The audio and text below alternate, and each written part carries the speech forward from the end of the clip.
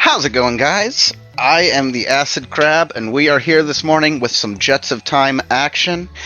I am joined with my commentator friend Akuhish.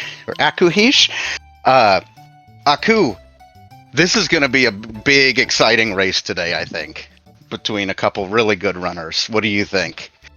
So I think it's going to be exciting because I rolled it. Absolutely. We do see a Magus Marl start for these runners. It's a little too early, I think, to know how helpful that's going to be, but we'll know soon once we see some starting text and our other character. This is part of our ongoing event. Aku, do you want to talk about kind of what the flag set is for this top 8 section of this bracket?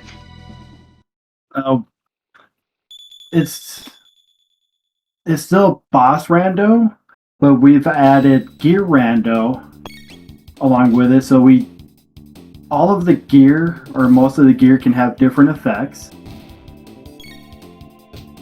like lower and higher effects with the plus minus system.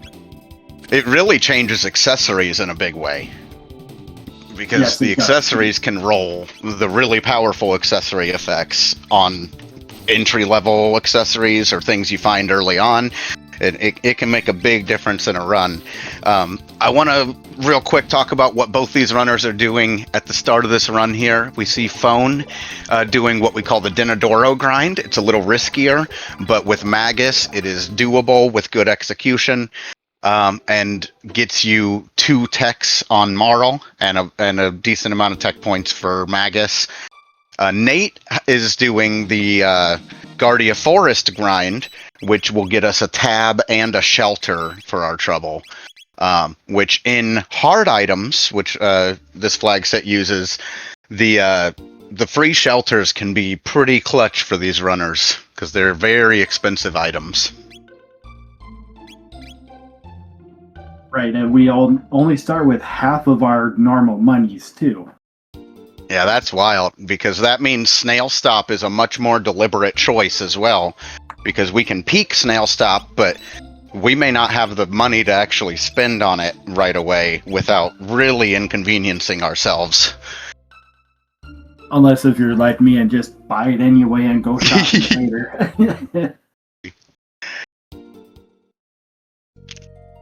And Phone is going to hop in at least for the tab in the forest, as Nate is doing a lot of our early game routines. We're doing things like setting up the bridge to do that quest later. We're checking stores. We're looking for our ethers, our revives, our shelters if we can afford them.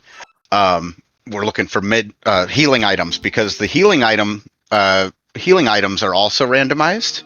For example, in this seed, ethers only heal 9 MP, whereas in a normal seed, of course, they would heal 10. And revives heal at 43. But those changes in the healing item numbers can make a big difference, as Nate walks into this carpenter check and sets up the carpenter tools check so we can see what our first key item of the seed is, as Phone goes in immediately for the character recruitment. Yeah, both of these strategies are very good. Like, yeah, the hero medal, that's more information because you want to go check that key item and see what character is at burrow. Yeah, it gives you a really good excuse to go there. You're absolutely right. Now, Phone hunting in and grabbing the character, we're going to see at least the front of Cathedral happen here, probably. It makes some sense because we know we can't buy the Snail Stop item, and it... Snail Stop was a Doomblade. Was Grand Leon. Yeah. So yeah, Doomblade. Yeah, so it's Grand Leon with Doom effect. That is the Grand Leon, that best sword for Frog, but with the Doom effect. Yeah, that's pretty awesome.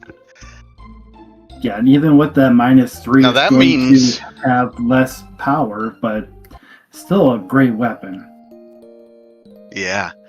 And I was thinking, with Hero Metal Grand Leon start, you're kind of hoping Frog is sitting somewhere for you, right? Maybe, if you want to use him this seed. We see Luca in the burrow.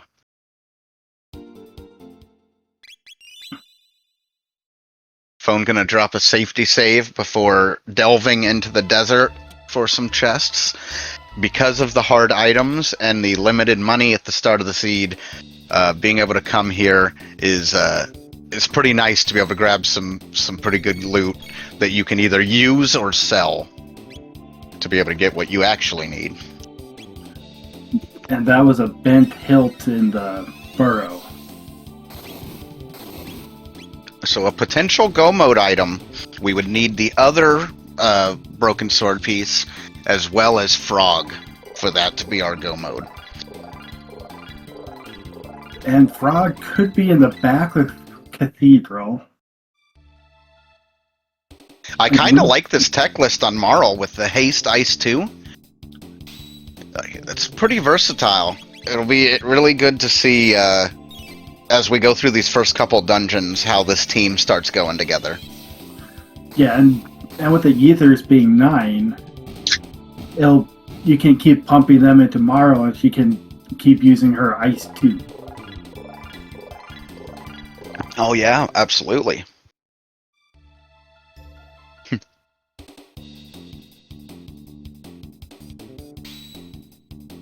Marl can be such a powerhouse, especially early game.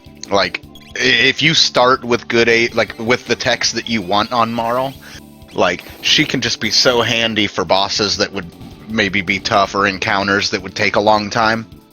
Like, this team here is not a team that Nate's using. The Marl Chrono Magus is not a team that has a lot of tools at the start for AoEs.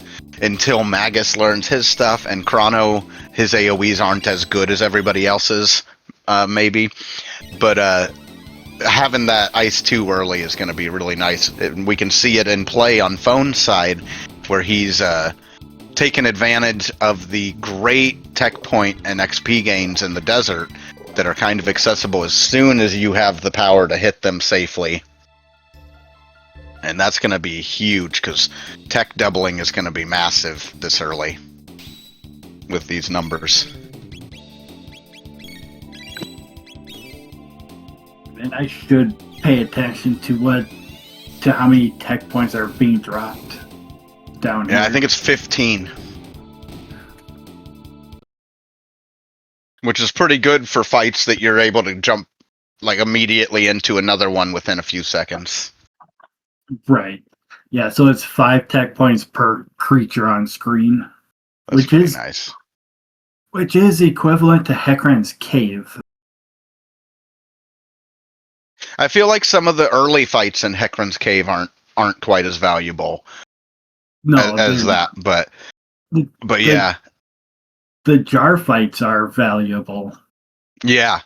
And that was something that's come up in a few of our races as well, is the fact that those jar enemies are the only ones in those starting fights that you have to use magic on, which means it can be accessible early. This seed we have Ice 2, that won't be a problem.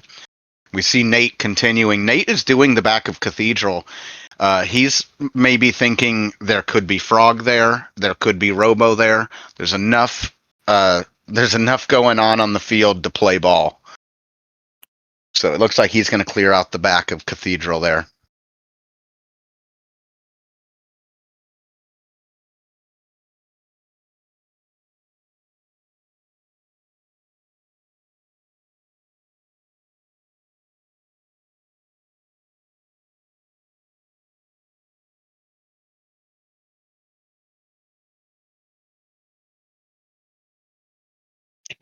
Nate continuing through the back of Cathedral here, popping a shelter and setting up to do this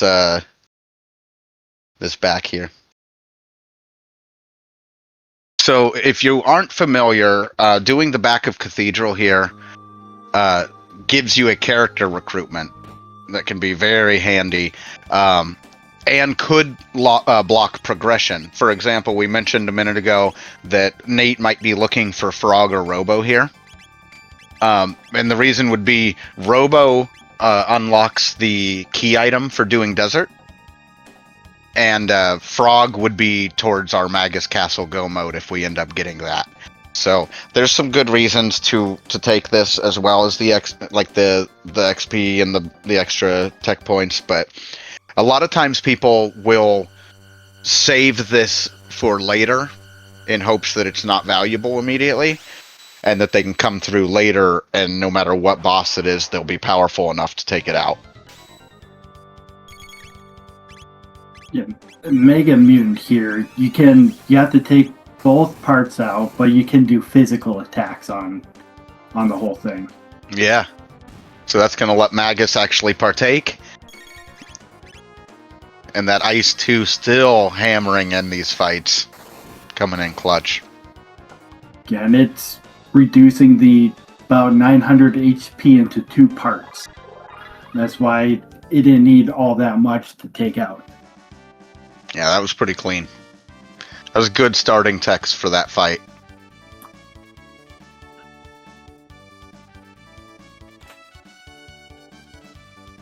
Alright. Sorry for the brief interruption there. Phone is back up and rolling as Nate finishes that cathedral check and will now go grab his character. And we'll see what it could be. Because even if it's something like, let's say the other thing it could be is Ayla. And like, Ayla would be a pretty solid team member, depending on techs and things. So I kind of like this cathedral play. Phone is now heading to grab that hero's medal that Nate already grabbed before cathedral. Just doing things in a little bit different order. But that extra tech points and XP Phone got from clearing parts of desert, at least parts of desert, that's going to make a big difference as far as like how strong Phone is going into wherever he decides to go next.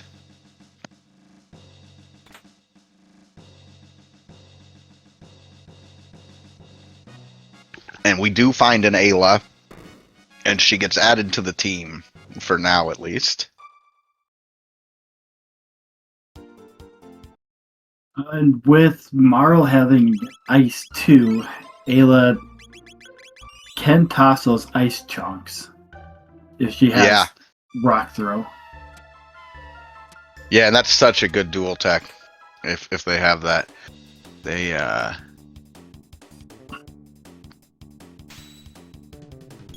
We'll know a little bit more about their team here, about their techs here soon. Rolo Kick, Dino Tail. Not exactly what you're hoping for, but it is nice to see Dino Tail there, and to know that if you do end up going certain dungeons or certain go modes, that you'll have that tool available to you later. Phone heading into Hecarim Cave now. And we may find out a little bit more about tech lists then as well.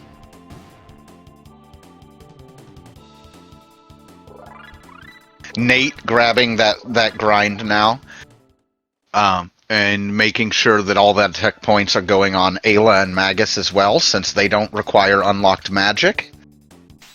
There's no risk of tech points being lost on anybody. As Fire 2 comes out on, or gets learned by Magus, I believe it said. On Phone's side.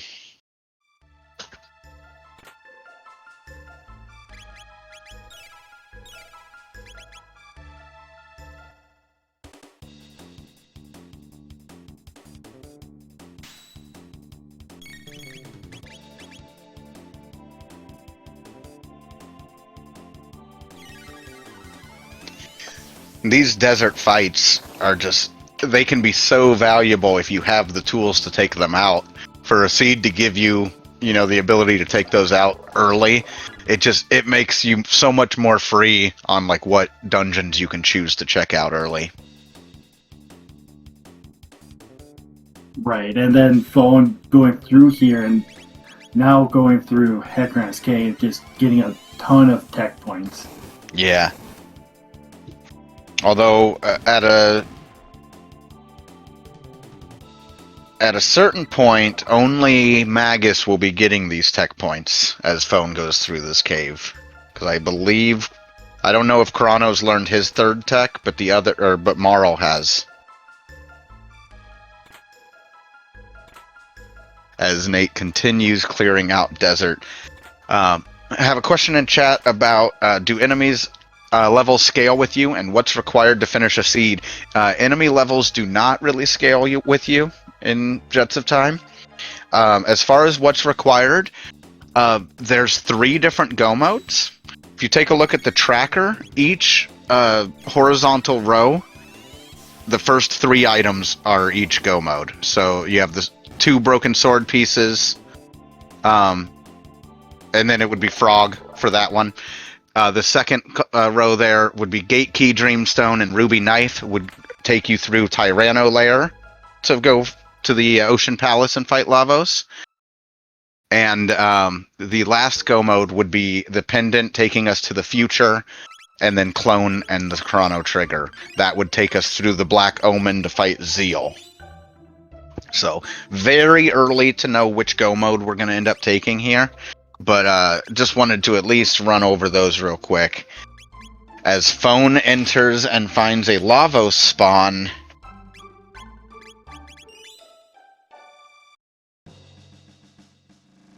Chrono having a decent, I think he's got Spin Cut as his final tech before unlocking magic. Nate is setting up Bridge here. This is going to be a key item check that a lot of runners will reset out of if it is not valuable. But with this team, it would be, depending what boss, shouldn't be too bad of a check. It's the Clone. So this puts you in kind of an interesting spot. You might need the Clone. You might not need the Clone. But you would hate to need the Clone and have to come back here. Looks like Nate decides to go ahead and continue the check. As far as the go modes go, some of them, like, different runners have different preferences as far as if any of them are harder, but there are some time differences. Magus Castle is notorious a little bit for being a little bit longer than the others. A really well executed one, I still don't think is that terrible, but it is longer than the other two, the other go modes. But what is it? Is it Tyranno Lair to Ocean Palace is typically thought to be the fastest of the 3 go modes? Aku, would you say? Yeah, that's typically the fastest. And the slowest part there is the grind spot to grind up to the levels you want. Yeah. And then Lavos is Lavos. He does not always agree to being beaten. Yeah, Zeal is more of a scripted fight. We got a Robo Ribbon on Phone's side for the Hecarim Cave dungeon. So not what you're hoping to see, but Hecarim Cave is one of those dungeons. You're gonna see it almost every single seed. It's available so early, it's so valuable that, like, even if you don't get a great item there, it doesn't feel as bad as, like, if you did Mount Woe. Yeah, Nate finding mid-ethers on the battles on the bridge. And the drops item. Yeah, the drops on the bridge are infamous for being spectacular at times. It's another reason a lot of people will play it if it's an item they might need. And Giga Guy at the end it should not be too hard. Yeah, Giga Gaia's toughest part about him is how fast he is. Luckily, his spells don't do that much damage in this spot, and his health isn't that bad. Because it is being split the 3 ways instead of the 2 ways. So I think we'll see Nate get through that fight as Phone also enters the bridge.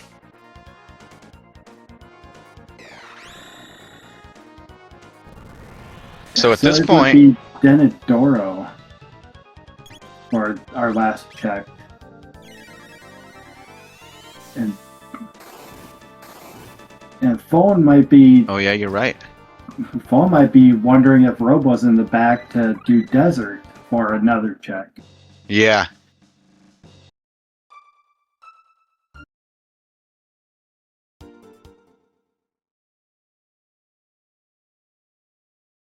Nate is turning in the bromide from the cathedral. This gives us one of each tab, and is just very, very nice. And since we go through that place anyway, we might as well get those tabs while we're coming through. Right, and that speed tab is always very powerful. Yeah, speed is offensively and defensively the most important stat in the game, I think. Even if all your other stats are just okay, if your speed's high enough, you can probably get something done. Yeah, this is an interesting seed because we've seen a lot of the items that people that are kind of what people would call throwaway items, where they have use but they're not progression.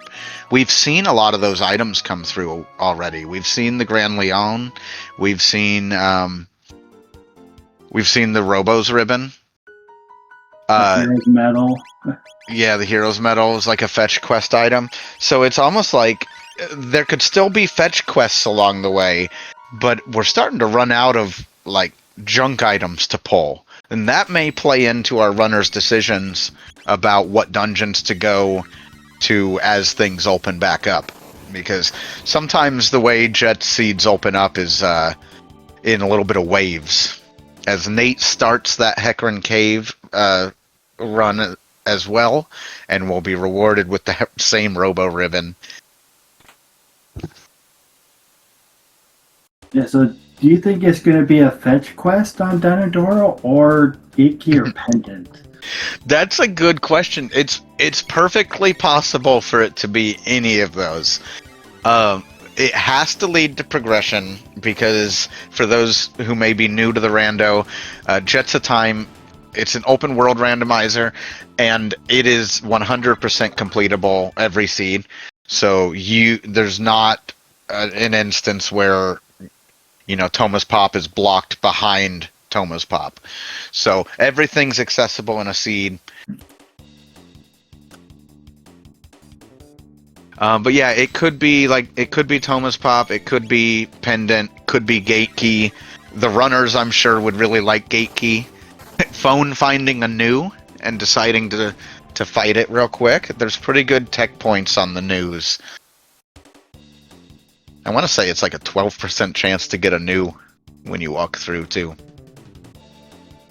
Don't know how big the chance is. It's either 12 or 8, and I just can't remember which. As Nate continues through. Yeah, the new can drop some really good stuff because it's considered a later game enemy. 35 tech points is massive too.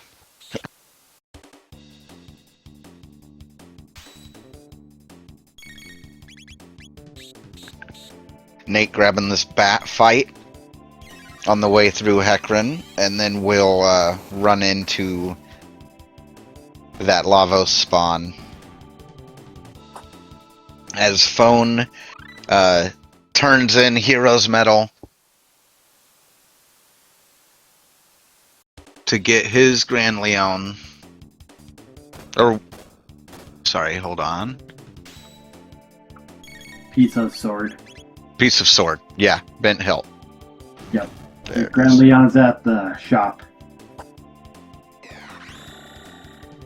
Yeah, as soon as I said it, I was like, wait, no, that was Snail Stop. Yeah. Just goes to show how much our runners are keeping track of as well. And if you don't buy the snail stop item early, you have to remember what's there, especially if it's a piece of go mode for later. Yeah. I kind of circumvent that and buy whatever it is anyway. I do too, but I'm not usually as restricted as hard items.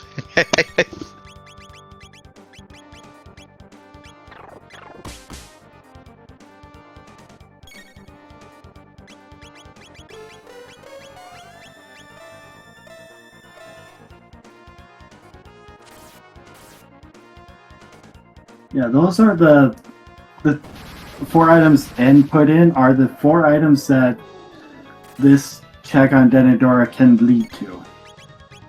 Yeah, so that is Gate Key, Pendant, Prism Shard, or Toma's Pop.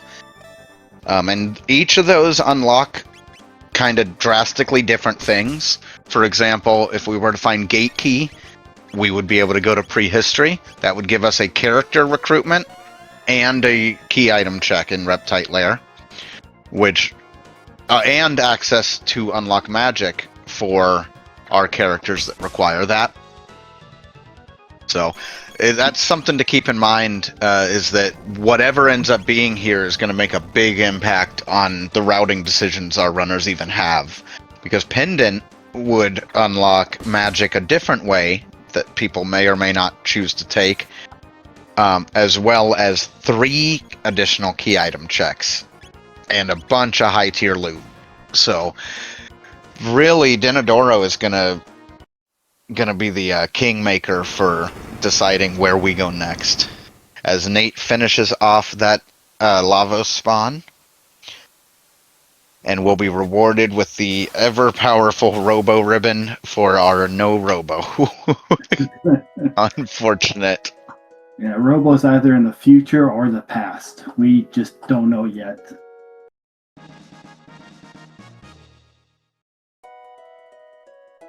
Phone sprinting up Denadoro here.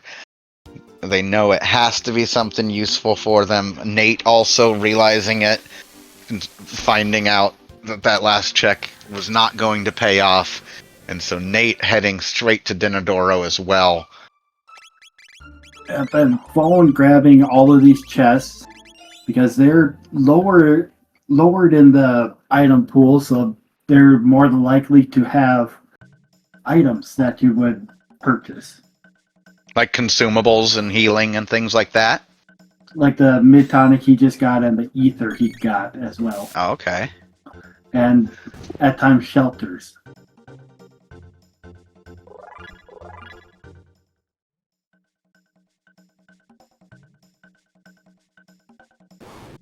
I think it's going to be Gate Key Independent. That's what I'm calling. Gate key to Mount Woe. Oh, hold up, you're right. Mount Woe would open up with Gate Key as well. Yes. No, I think Reptite is Pendant. Ooh. Even though I love Woe, I think Reptite is Pendant and Denadoro is Gate Key. And we've got a blue rock here on Denadoro, but its special feature is magic defense plus 12.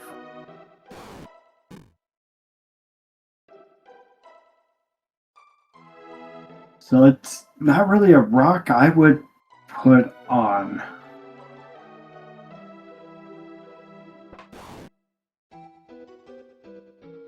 Nate not grabbing all the chests along the way, just the ones kind of on the beaten path, as Phone enters this Massa and Mune fight before the Massa Mune fight.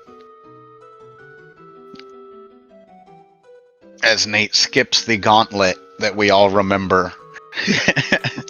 Minutes long just for pushing left.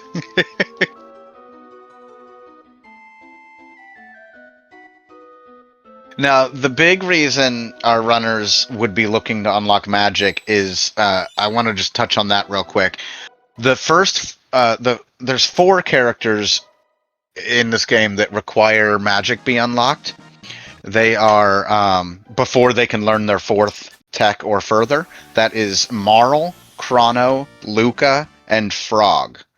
The other three characters can learn their whole tech lists without visiting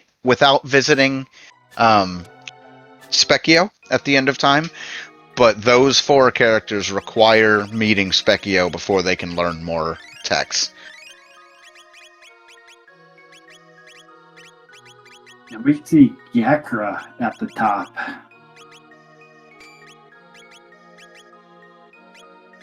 So not a bad boss to find. Just No. annoying with the counterattacks.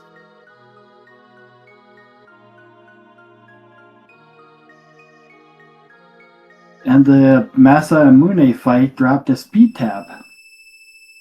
That's super nice. I just think of speed tabs as pretty much the rare candies of this game.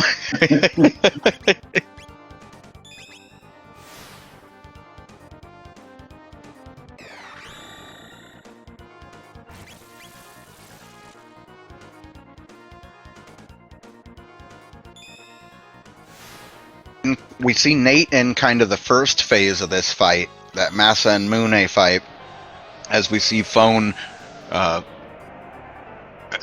continuing that Yakra fight, that phase 2. So pretty close, all things considered. Right, it because is. Nate made up a lot of time, I think, skipping some of those chests. Right, Nate did no backtracking for the 2 chests that you drop down for.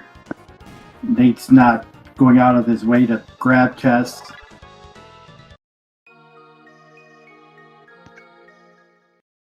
And Nate finishes off that phase 1. I was going to say, I think close to the time Phone's going to be finishing the second phase.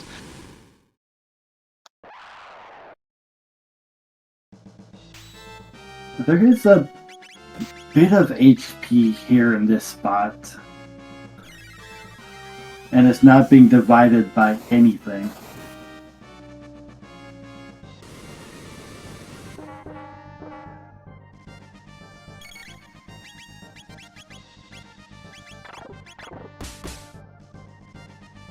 Yeah, there is a lot. You're right. It's a little higher than I always think it is. Phone taking down that Yakra. Cause I want to say it's something like 5k or higher. Yeah, So I just know it's a lot Yeah. more than everyone thinks. Yeah.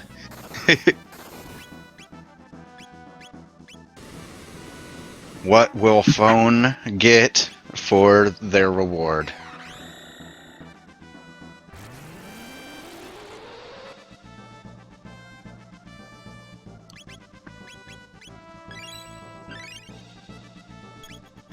Everyone's holding their breath to find the Prism Shard.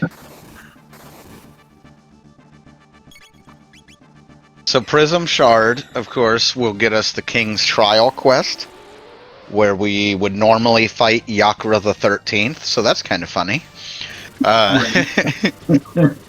And now that check is guaranteed to be some sort of progression for us, as Nate finishes that fight shortly behind Phone. Yeah, and if you were Phone, when would you be worrying about the Cathedral character? Yeah, that's a good point, because if, let's say you're Phone and you know only what Phone knows, there would be some consideration that if Robo is at the back of Cathedral, there's a check you haven't been able to do yet. But they don't seem to be chasing that up yet, so... No, they're not, and it's like a 25% chance of Robo being back there. Well, they know Luca is in the burrow. Alright, 33% chance. Yeah, so it goes up slightly. Yeah.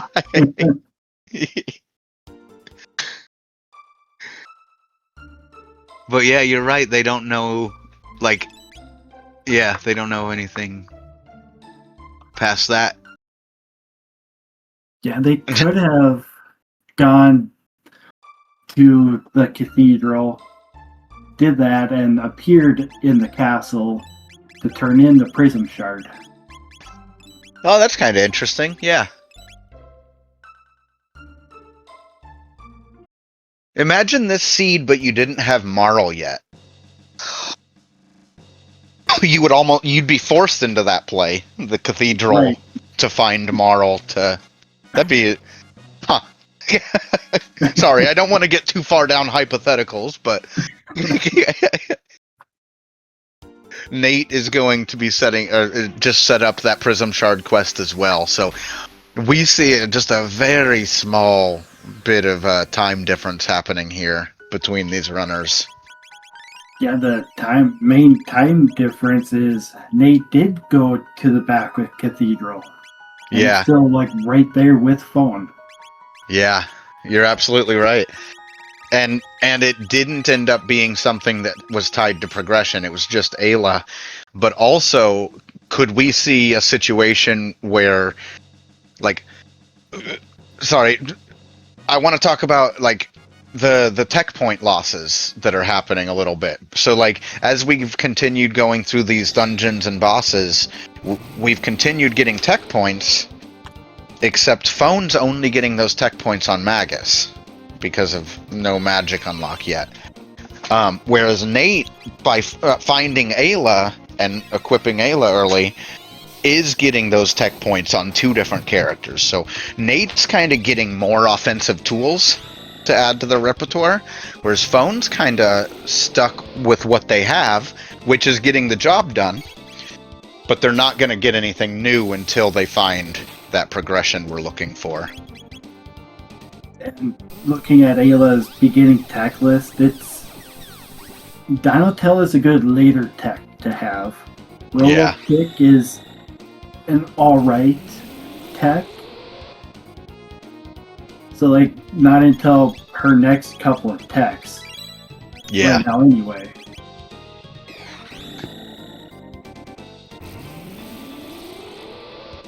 But once Chrono does learn magic and hopefully gets confused early,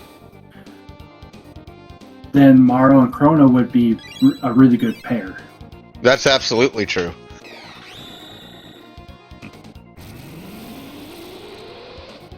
Yeah, Ayla's still, you're right, Ayla's still waiting on the techs that would make her a huge threat, but she's still gaining tech points, so we got a chance every time to find one of them. Could be something like Tailspin, could be situationally very powerful. We could run into something like Triple Kick. Beast Toss would be nice because we'd get, is that Ice Toss or Icicle Toss? But one of those. Cube Toss and Ice Toss. Cube Toss and Ice Toss.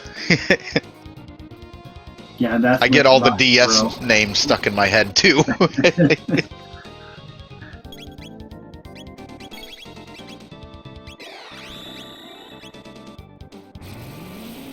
This Atropos fight. Is this a fight that you want to see in this spot, Aku? Well, Atropos is not a terrible fight to see just about anywhere. That's good. As Phone finishes that off, gets a bunch of levels on Marl.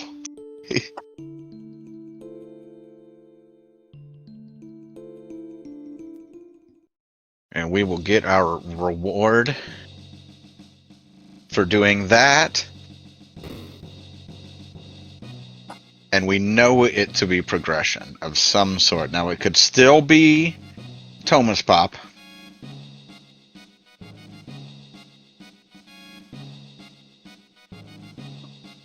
It could still be...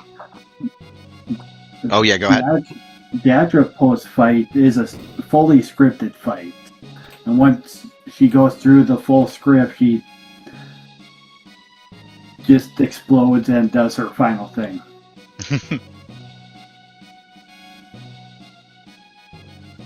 So Nate finishing that fight off. Just hallways like difference in time as a pendant is found.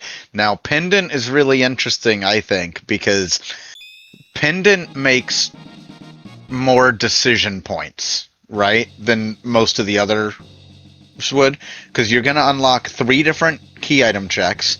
You're going to unlock high tier loot that is optional, and you're going to unlock the ability to go through factory and unlock magic. Now that is something somebody may choose to do or may not choose to do. But if they do it, it would also give them access to Mount Woe. It could still be forced to do too. Yeah, absolutely. They could be forced to go through that to get to Woe, depending. But there's so many key item, like there's those 3 key item checks in the future. I mean, I think there's room for some divergence here. And it'll be interesting to see how both of our runners deal with this. And if there's Robo in the future, then Foe knows there's even less likely chance that Cathedral would present nothing. That's a really good point. I hadn't considered that. But yeah, then it would only come in play if Frog. Right, and if Frog is in the future, then that potential of needing Robo in Cathedral is still there. Yeah. Wow. This is what happens when you have 2 runners that are both like top tier runners that know this flag set. They've got plans, they've got things they'd like to happen, but like when you have 2 runners that are just as locked in as both of these guys are, like there's so much room for like a tight, wild race to come out of the back half of this. And that's one of the things I like about Jets is sometimes you do get that situation where they had time to make different choices in that early game in order, like what order they chose to do things to a point, but they both went through them in pretty similar orders. But as we go into the back half of this seed, I just think it's going to open up so much faster than that first half did. It's going to be interesting. I just want to point out, Nate sent Marl to jail for stealing her own pendant. This criminal justice system really is terrible here.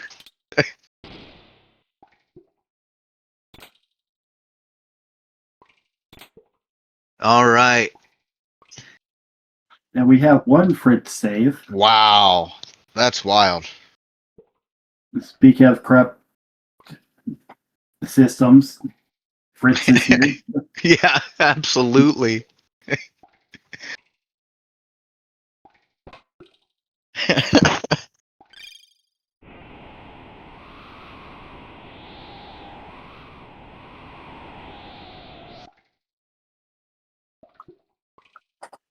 And this section of the game, there's some tight skips like the one we just saw Phone do with those shield skips. As you learn Jets, you kind of learn how to deal with those, and you can get pretty good at them. But it's when there's so much pressure, because neither runner necessarily knows. I mean, neither runner knows where the other runner is. But I don't know how I'd be feeling right now. Like, I don't think I'd necessarily feel behind because the seed's been a little bit more linear than some of them. But man, I'd be really thinking about my next move as I ran through this place. I'd be because there's just so many options of where to go. Right, it has been linear, and like Denadoro is a forced check to do. But say your opponent only went through desert to get the tech points, but skipped Heckran's Cave because they'd rather go through it with a pendant. Yeah. So they've already gone to the future. That's true. That would be... Yeah. If that happened, that would be a concern. And we have seen that routing in this tournament. In at least one run. I know we saw Dipwood do a very early Denadoro. and with a friendly boss roll was able to stomp through it and get rewarded. But that would be sorry, I want to mention we have Mother Brain in the Dragon Tank spot here that Phone's fighting. Nate is setting up for it right now, so we are some amount of a boss fight apart between these runners, and Nate has done the back of Cathedral. The screen healing for almost 300. Wow. And I think the screens are... You do not want to see all those screens go down a lot of times. No. And those, you know that fight's almost over. Yeah, Mother Brain goes into angry boss mode. Yeah. And a wipe here would be... a wipe here would be critical. It would be pivotal to this race. With how close things are right now. Man, that Mother Brain is hitting pretty hard even with the screens up. You see Nate using haste on Ayla. It's going to give really solid single target damage so he can pick apart whatever he chooses to.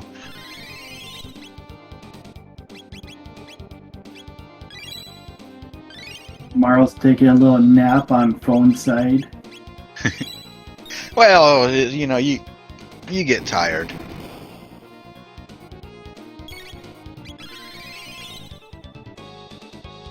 So like the question in chat, what boss is high no matter where they are? Typically, Dalton Plus is high on that list. Yeah, I was gonna say I don't know that there's a huge list of ones that are hard no matter what, but there are ones that are like really difficult early game that you could roll in, even in like early game slots. They could be a wall for you, but it also comes down to like, what do you need to kill a boss, and do you have those techs yet? Because, for example, if you need single target and your whole team is like heavy hitting AoEs, a Lavos spawn or an Elder Lavos spawn at Hecarim or Denadoro could be like a big problem for you. But that wouldn't be a problem if you're using, you know, Ayla Robo or Ayla Chrono or something like that, where you've got the tools for it. Phone heading into that future where with new choices of where to go, again, we might see some loot gathering. We like through this sealed door. We might see one of the 3 key item checks. And we might see the factory completed to unlock access to magic and access to Mount Woe. Yeah, these sealed doors are like right here, and there's multiple chests behind them. So it's a really easy play to just say, I'm going to loot quick. Yeah, absolutely. Especially in hard items scenario. The question you would end up asking yourself is, how much time do I spend gathering loot? And a lot of that would depend on how you feel. Do you feel like you've been executing well, and do you feel like you're ahead of your opponent, or do you feel like you made iffy decisions or took some bad fights, and now you're like, well, I've got to skip these chests because I feel behind. But both of these guys are so close to each other, and they are both deciding to take at least some of the loot. And Phone going out of the way a little bit for some of these chests here. Not that it's a bad play, because these are all pretty good chests too. And the other side of why looting is, maybe you're looking for better gear to go faster. Yeah, absolutely. If you pulled something like a haste specs or prism specs, or with gear rando, it could be a lot of things that you wouldn't even think of. Could be things that like a wonder sword for Chrono. Yeah. Or Doom sword for Chrono. Chrono like one of those top tier swords is available for Chrono. We just don't know what the effect is going to be.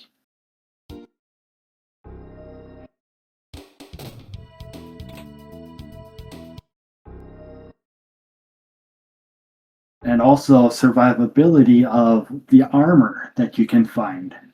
Yeah. Wow, phone with a really clean execution of that sewer section.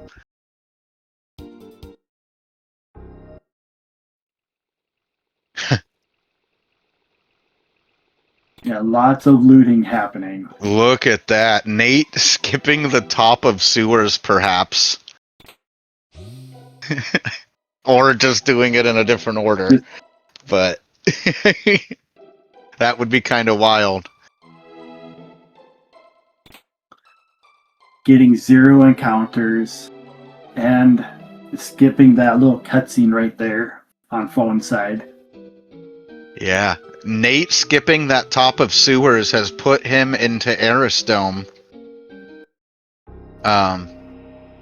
And that frenzy band is not a bad item to get. It's not. 90% counter attack.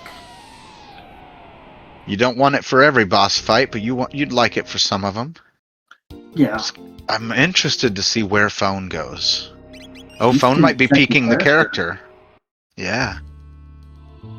He's had 3 characters, knows Luca, and that's all he knows. And Nate is seeing normal slash. Is normal slash tough? Normal slash can be tough. And what you want to do is be able to do 700-800 points of damage to him. So that way you don't see his 500 when he gets under 500 hit points. Oh. Counterattack. We do have a Robo in Protodome. That means Desert is on the field. Yes, it's on the board. And Desert is a quick check, just like Son of Sun. Yeah. Yeah, that's interesting. It's also noteworthy because it's a quick check, and we've gone through a lot of our junk items. We've found the Robo's ribbon. We've found the Grand Leon. So there are still things we could find that we wouldn't be thrilled about. A Moonstone, for example. Yeah. But there's a lot of things we would be happy to see. So quick checks are maybe the name of the game right now.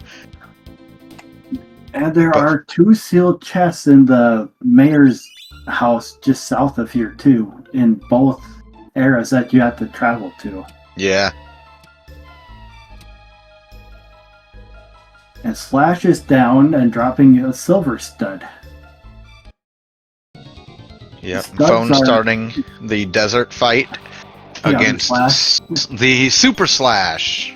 I get a little mixed up with Slash and Super Slash. What type of text do you want to hit them with? Do they resist anything? Well, they both... I believe Super Slash takes 0 from water. I know Slash does. Interesting. Regular Slash reduces all other magic, whereas Super Slash does not. I see. Ooh, look at that stop on the siren. Yeah. That is huge. That's another thing with Super Slash is you can status effect them. Wow. That was incredible. That made that fight a lot even safer. Well done, Phone.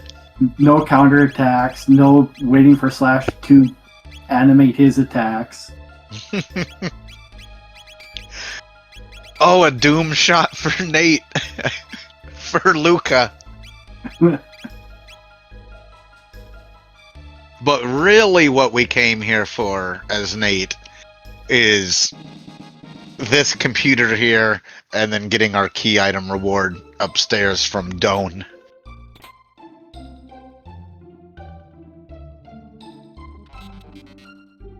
as Phone has finished off the boss and set up the desert check here with Robo. You can see him doing some farm work. Now we're going to head in to the only guaranteed Lapis shop is this lady right here that Phone just talked to right on cue. And so that is Lapis M's this seed. That means they heal magic or MP instead of HP. And let's see what Phone and Nate are rewarded with here. You see them both at about the same time. Yeah. We've seen big divergence. Ooh, a bent sword. And a Thomas Pop. Now that's interesting, because the bent sword is the second piece of a go mode if we had Frog. If we had Frog, that would be a go mode. Now it is it is a little bit longer of a go mode, but it can be executed well. And if you get it early, hoping for Frog here. Yeah, Nate immediately came to check this character. But you know what? He'll see Robo and think that's nice too. I bet.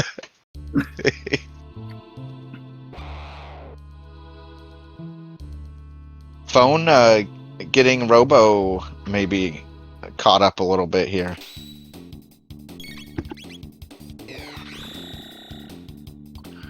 And so Nate knows now that gate key unlocks a go mode by being able to get Frog.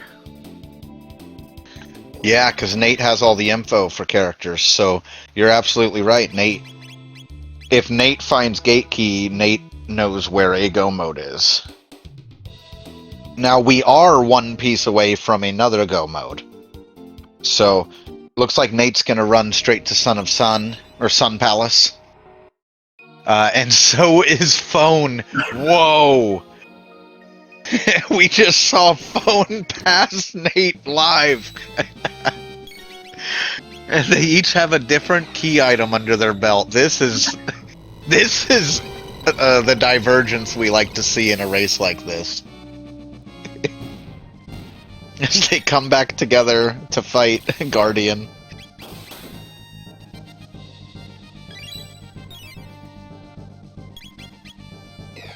What if Phone hit Guardian so hard it killed it on Nate's screen?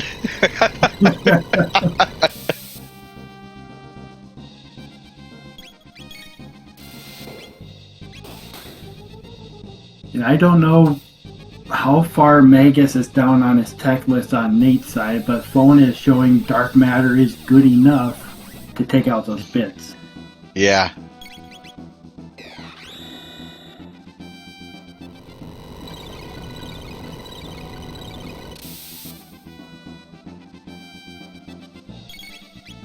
That must have been why Phone was taking those fights, maybe. Too. Maybe there was a tech on Robo and Magus that he wanted. Yeah, and Dark Matter is a very good tech to say, I want that.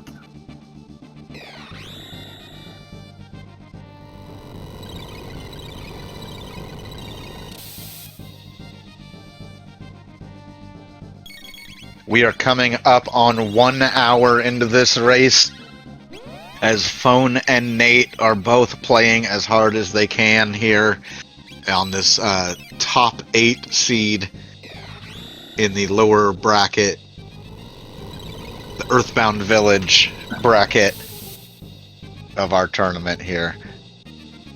We see Phone finishing off that Guardian fight, and will be rewarded with a key item check. What will it be? It's a Dreamstone. So that is a piece of a go mode.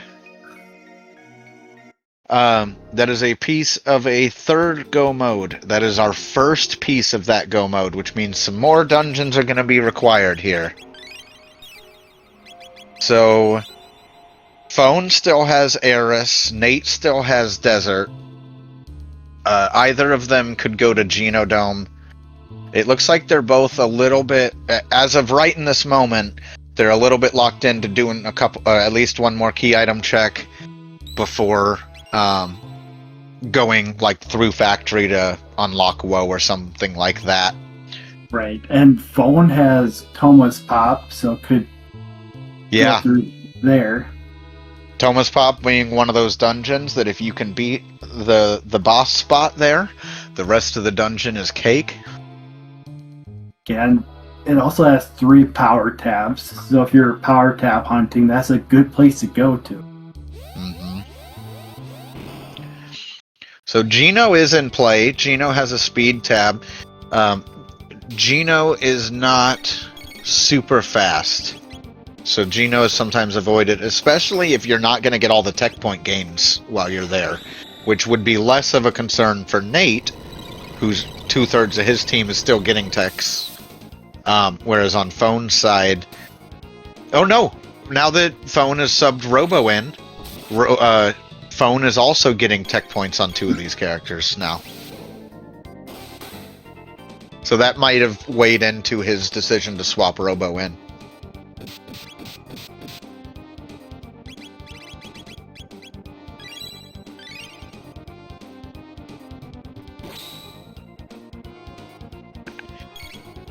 The hate on Nate's side, we see the haste going down on Magus.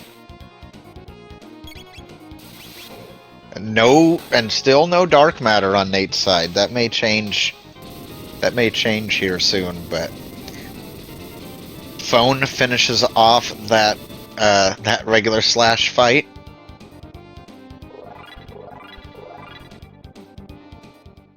And we'll complete the rest of the dome here.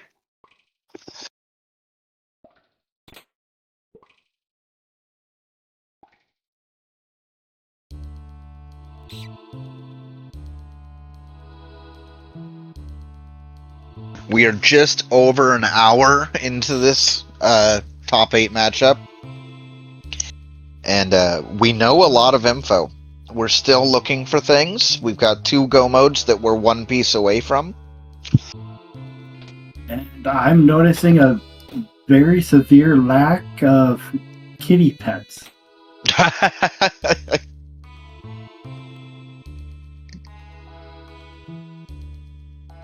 You are absolutely right, and no cats have been pet during the making of this race.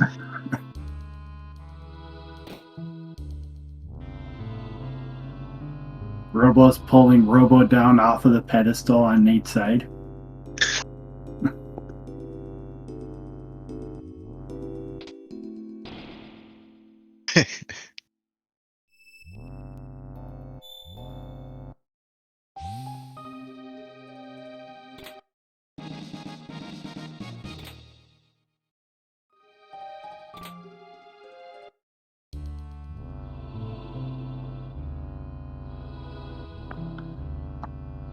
Alright, Nate is setting up Giant's Claw.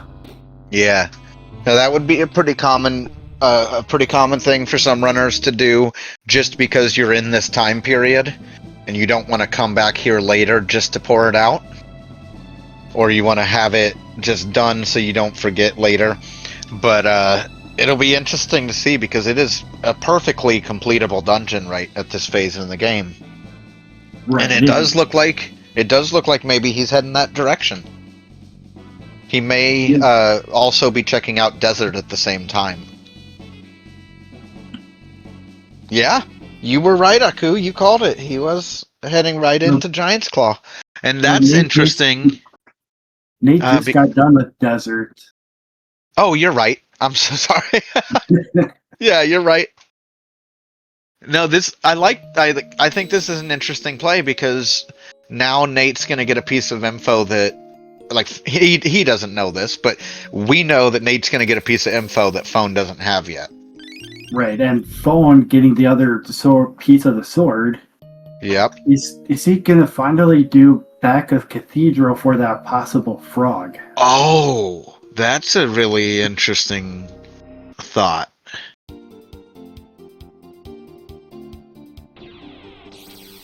He might.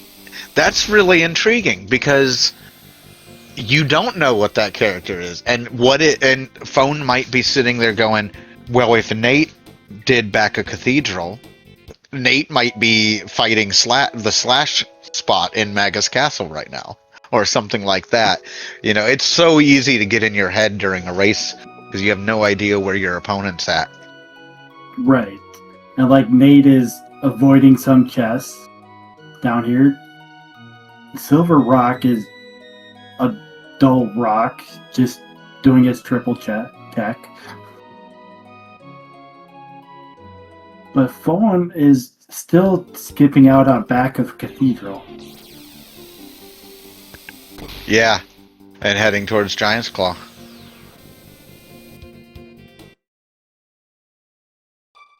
Well, for a lot of runners, it's not the go mode you want.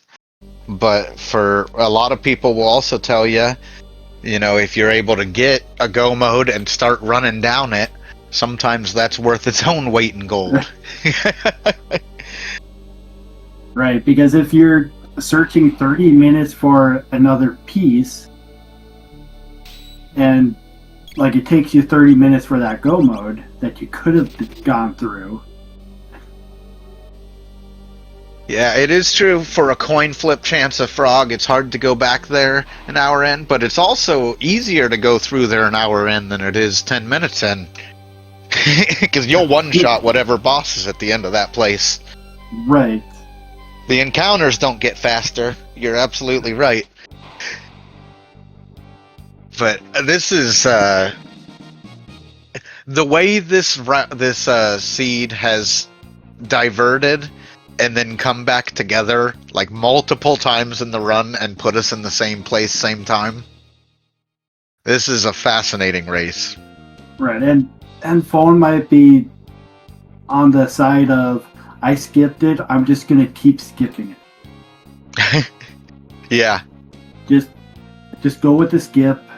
I'm not gonna gamble for what some would call the worst go mode. I say great go mode, but I like. I agree. I think anybody who like the outcome of the race was one thing, right? Nate's race last week, but that Magus Castle was executed about perfectly. And it showed how fast a Magus Castle can be. Now that, I think it was Lord Batsy went a different route through, I think, her favorite go mode, and the one she's most comfortable in. And it ended up routing back where they ended up fighting final bosses at the same time. But it just, if you want to see a really well executed Magus Castle, that's the one there. As both of our runners continue through here, Nate running into a fearsome Hecarim. And Phone taking the rubbles.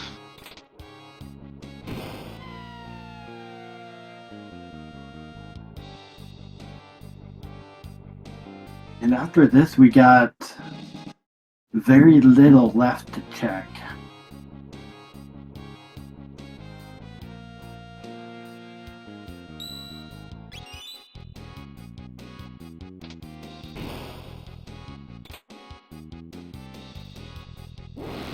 Alright, and Nate does still without dark matter, but it is Magus's next tech. For Nate. Yeah, and Dark Bomb would be great to use. Yeah. And like why I say Dark Bomb over Dark Mist is it's single target and does the same amount of damage as Dark Mist. Yeah. And it costs less. Yep, and that's what Nate decides to go for. You're absolutely on it.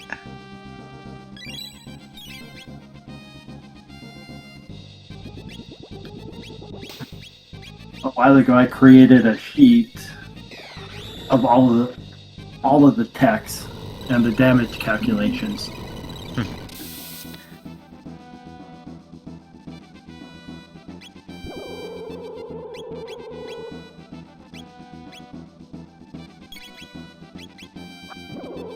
Those dark matters coming in clutch on Phone's side, though. There is going to be a difference matchup, or a difference in damage here. There is. Nate's even using that ice 2 to get some extra hits in. And Ayla without Tailspin can't really do much right here. Nate does finish off the fight, and he gets out of it before Phone. Now, he also went into it before Phone. So, Phone may have very well made up some time there.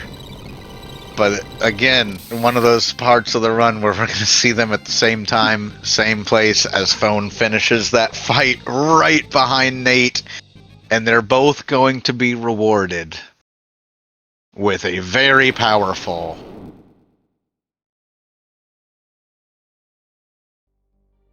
It's a very nice, dull Moonstone. Moonstone. Now, here's the thing.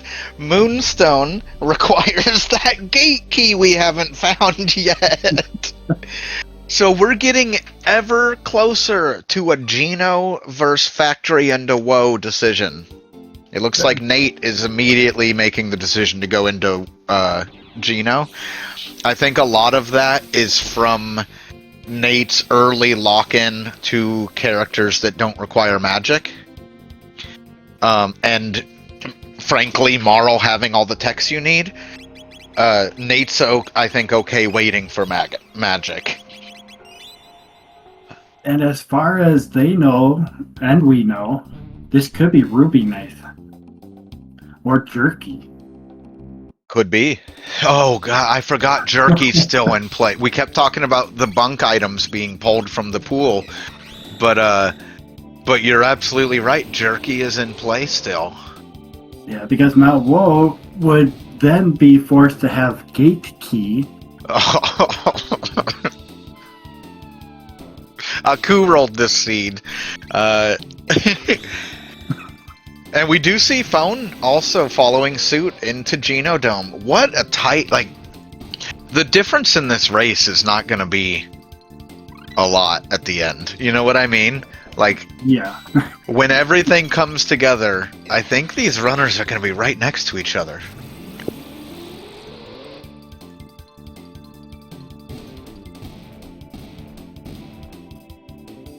But so we are at the point in the seed where, as far as Phone goes, Phone does not know who the Bacca Cathedral is.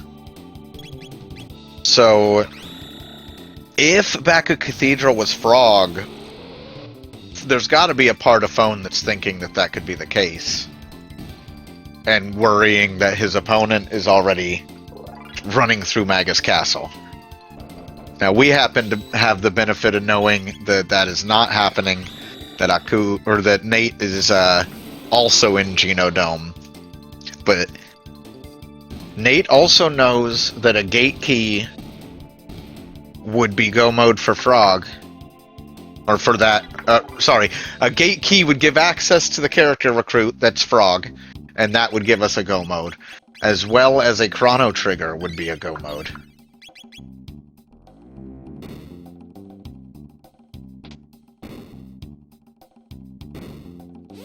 Right, and I like this could be the trigger. But still, that would mean gate key on Mount Woe. Locking the other two go modes. Absolutely. That's very possible. Moonstone could be important too. Right, it could be. Because gate key would give us the ability to charge up the Moonstone.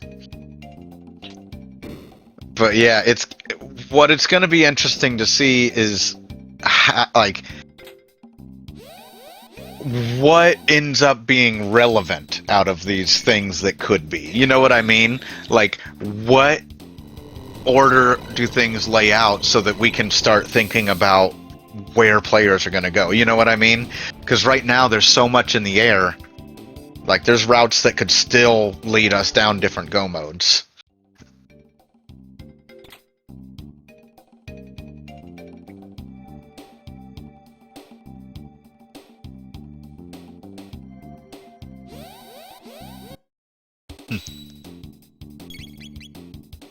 So you're going to see both of our runners here going through Geno, kind of clearing out certain fights to make sure they're out of the way so that you can escort the robot over. And then you may or may not see what we call conveyor skip. But we may or may not see that here in a minute, as Nate's going to get the first Pyozo doll and set up to get a speed tab later, and Phone clears the spot to that same electrical switch. Looks like Nate was going for it. That bump might cost it, though. We'll see. I think the bumps did. Yeah. But Phone setting up.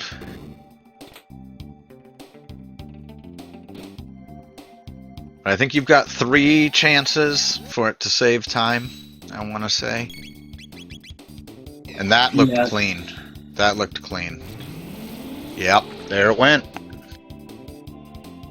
Yeah, and like doing it as a race like this, it does come down to, are you just going to keep going and trying? Because you've already wasted that time anyway. Yeah.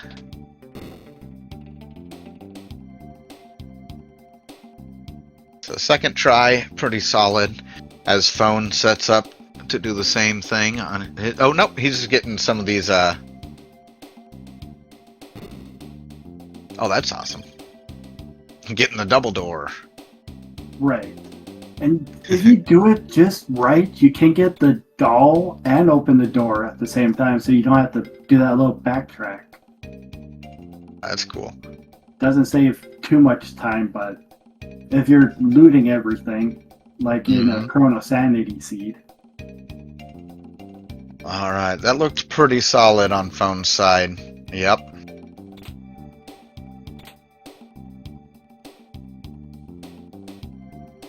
Wow. With the hard item pool and low money, you kind of want the consumables to be popping up. Yeah. So, yeah, because you don't want to have to go spend your money on that. You don't want to have to spend your time on that.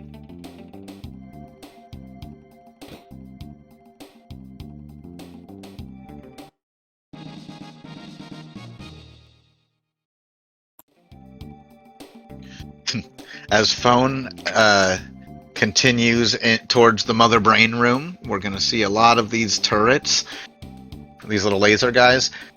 These also can give you an idea where you're at as far as getting into Black Omen, if that's the go mode you end up getting, because I think they have the same speed. As Phone heads up as well. So we are again mere hallways apart on our runners here. And it could be a matter of if both of our runners grab these chests or not. Yeah, dual conveyor skips.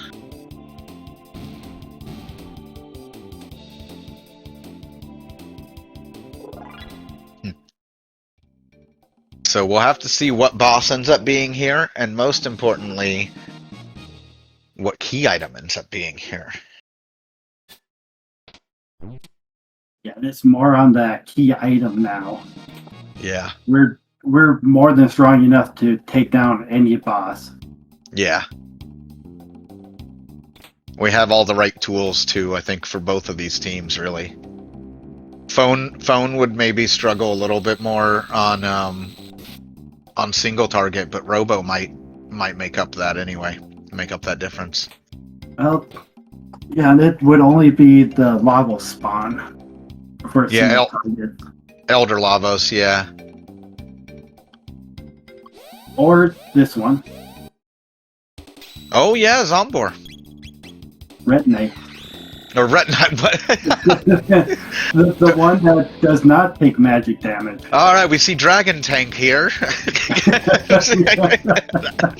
That's how I'm doing today. It's like, alright, welcome to Chrono Cross Jets of Time. I see Guile. We're going to do a one down, or however that's exactly. I think you're right. That's so good. Yeah, this is kind of an interesting boss to get in a later spot like this, because it's not a boss you necessarily are used to seeing on screen all that long. But actually, we're taking it down pretty efficiently on Nate's side.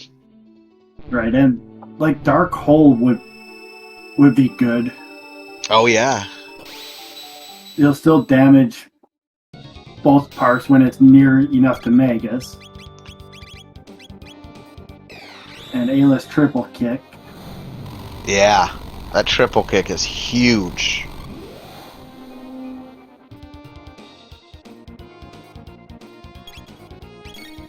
What do y'all think it's going to be? What's the Genodome reward? Jerky. Don't do that to these runners. You already rolled the seed. I can continue it, and it was a Ruby. Ruby Knife puts us one piece away from all the go modes. As Nate decides, alright, I'll do Factory into WoW. Which is the only option left. Yes. Nailing that moon skip, which is a Jets only, or a Jets specific skip that we get to do because the dialogue got deleted there.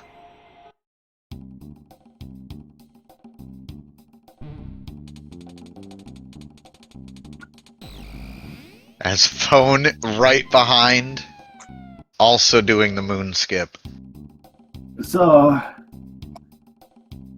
here's a cool story of this seed. If you went to WoW early, you would have been able to have gone through Magus Castle a long time ago. Yeah. Yeah, and gambling on WoW is something that we've seen a lot from Nate on Nate's side this tournament too. We've seen a lot of early WoW attempts. So this is again one of those situations where you might get in your own head a little bit. Phone might be like, well, they're very likely to have already taken this gamble. But I think also what really played into this was Nate's team, when he got to the future, just didn't really need magic. So there wasn't a good reason. It wasn't as strong of a reason to go, you know what I mean? If you have a team that requires magic to get really good, like, you're going to be more likely to take that gamble or go that route.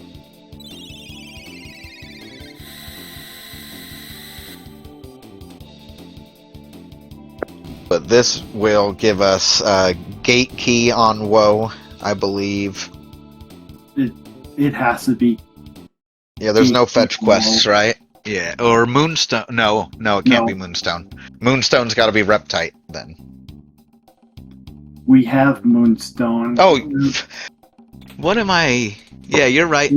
It's either Trigger or Jerky with the Sunstone turn in, and then Reptile Lair would have the other one. Yeah. But we won't see that far, because Gate Key will give us a go mode. And I think both runners will take it. Yeah, both runners will just go through Tyranno Lair, because it's right there. And we know Frog is on Dactyl Nest. Yeah.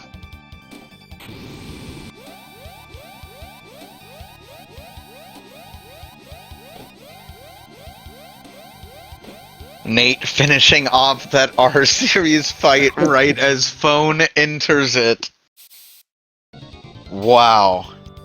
This has been tight, like, from the very start. This has been tight.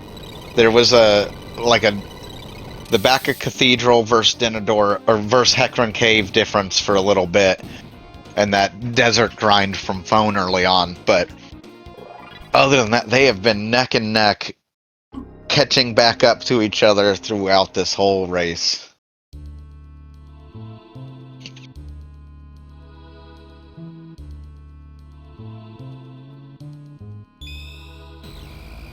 Yep, chat, absolutely correct. We're basically in an execution race now because the paths are the same. The decisions to get here have been different, but we've ended up with the same tools, or a lot of the same tools. We've ended up with a lot of the same key items. We got different teams. We got different techs. And we've got different runners. Nate is going to stop Unlock Magic. Ayla was at the back of Cathedral. And that is why Nate found her there, and Phone has not gone back for character recruit, or for that character recruitment at least. Phone checking the shop in Woe, or in Earthbound Village. And Phone saying Marl has Ice 2 and Haste is good enough. Yeah. There's really nothing else you need on Marl. Yeah. You're not going to use Ice Tackle because it uses Ice 1.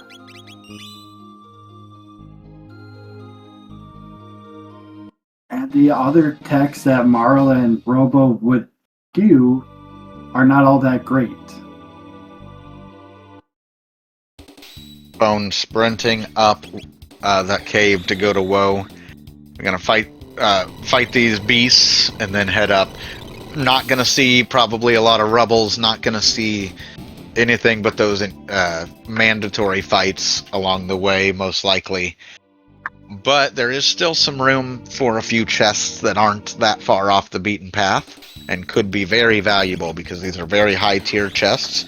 But these runners, every second's gonna count from here on out. And they may not know that, but we certainly do, as we see them in the same room again in this seat.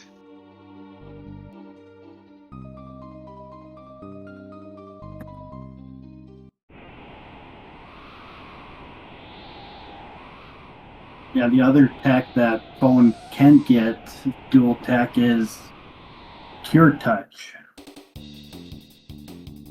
With that Cure 2 and Heal Beam. Yeah.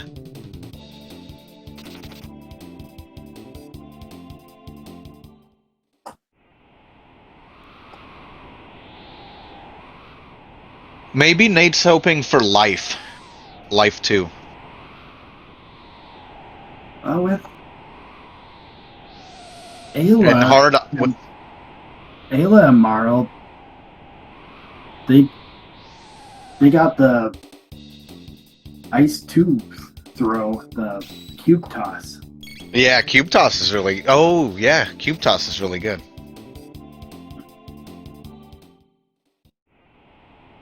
Mount Woe can be as long as you want it to be, or as short as you can make it. There are quite a few skips, and just knowing which fights to run from and which fights are just as fast to kill or pretty close. But we're gonna see Nate sprinting right up, just like Phone.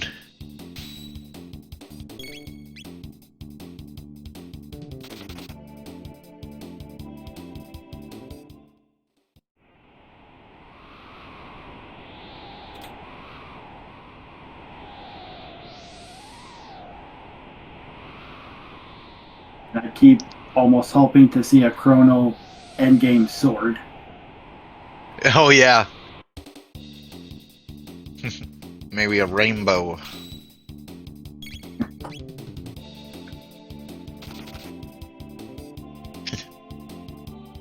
Wow, this is tight. Just a screen apart right now. It's all execution from here on out. We know that the gate key is waiting for them at the top of this mountain. We know that the gate key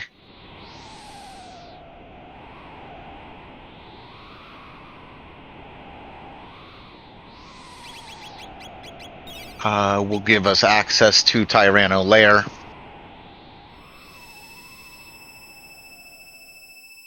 And that will be the go mode we're taking. have to go through Black Tyranno on the way. He has semi-random HP. We have a Dalton Plus at the Oh, top no. of the mountain. Dalton Plus says, I bet you wish you came here earlier. I would have smacked you down if you came here right when you got to the future.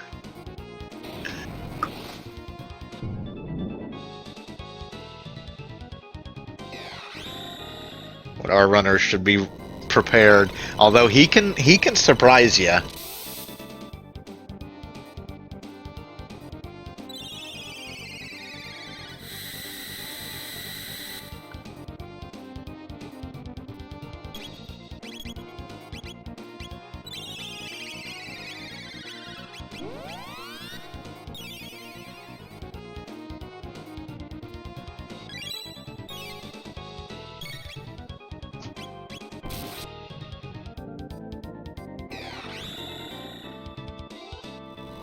Yeah, and if you know his list of attacks, you can circumvent how badly he beats you down. Yeah. I just know when he throws dodgeballs, I have to reset. And here they come in stereo. Luckily, Yeah, our teams are pretty strong here, and they're keeping everyone healed up. But if you come here before he wants you here, he'll dodgeball you out of the game.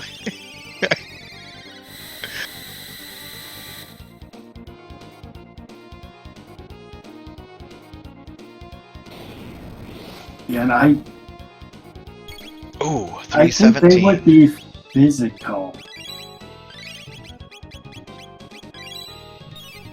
Yeah, I wanted to say physical, but I wasn't confident.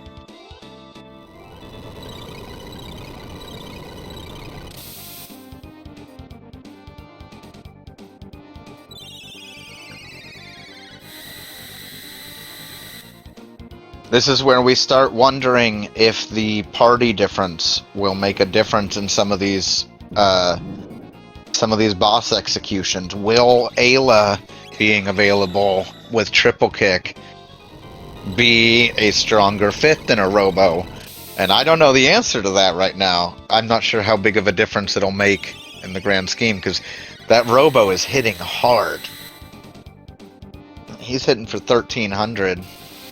And both of them could 780. have forged the sword and gotten Luca. Yeah.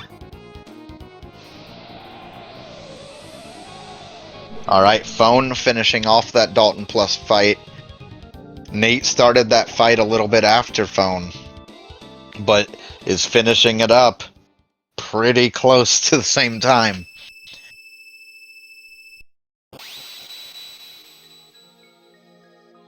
Wow. Yeah, the elevator fight. Like Ayla will have Dino Tail, but Phone has Black Hole. Yeah.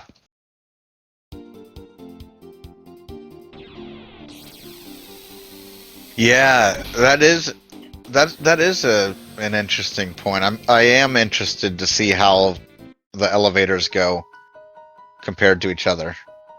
Phone might be picking up Luca. Or seeing what the high tier weapon is. Because Tabin will give you a high tier weapon after forging the sword. Nate deciding to use that time to do some last minute shopping before heading for go mode here, it looks like. Yep, shelters and revives. Me too. Me too. And you don't want to really rely on Morrow reviving everyone. Yeah.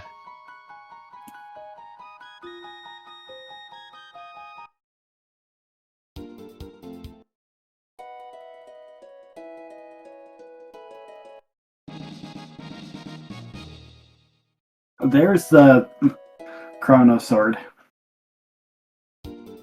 Which one was it? I was looking at the other screen. It was a swallow. Oh, that'll do. That'll do. But Chrono not having magic unlocked, so we don't know where Confuse is in his tech list. Yeah. A very valid point.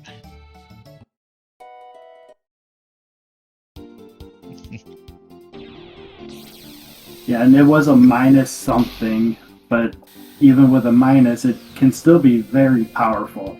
Yeah. Nate heading to use that gate key to head to prehistory. Phone has a little bit more work to do. Not happy with that Robo, perhaps. Not happy with that Marl, perhaps. One of them. It was willing to at least see what Luca has to offer, because a Fire 2 Luca and a Flare Luca would be big. And we did get some of the rocks. That's true.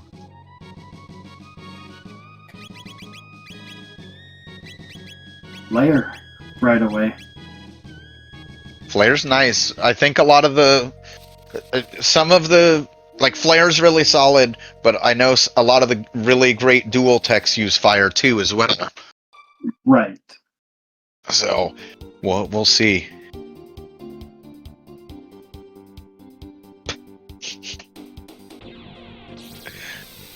Sorry, I tried to pet my validation cat and it yelled at me.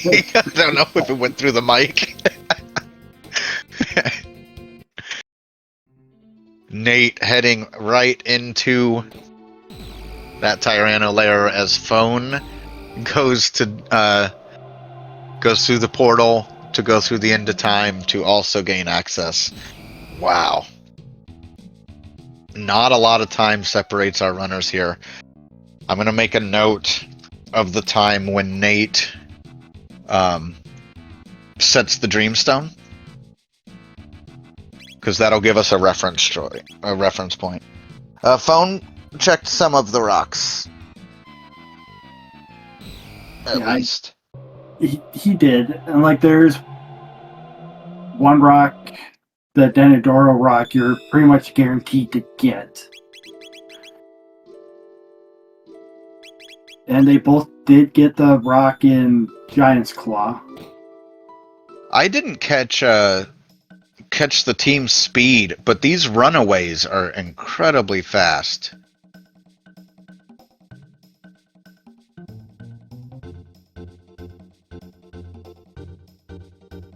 Alright, this will give us a more direct comparison. Now, Phone deciding to unlock magic now. Now that is going to give all of these characters the ability to gain their next techs. So it looks like Phone might be going... we'll have to see what team he switches back into, but he at least wants them all to have the option. Right, and seeing what their fourth tech is. Yeah.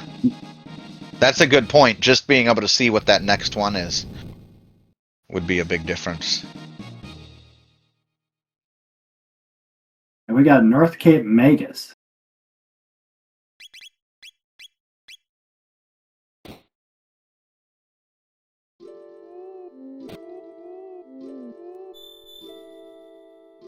Alright. Phone heading back to grab his ship to head into that Tyranno lair. As Nate begins the first boss on the way up Tyranno lair. Towards Black Tyranno.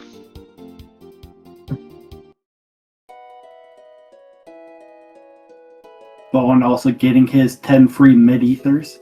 A good decision.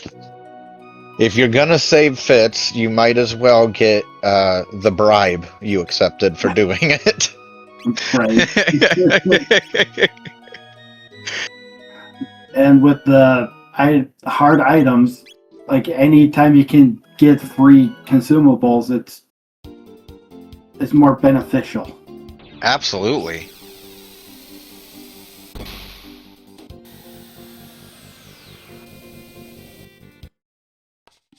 Yeah, and those mid-ethers are healing for 27 this seed.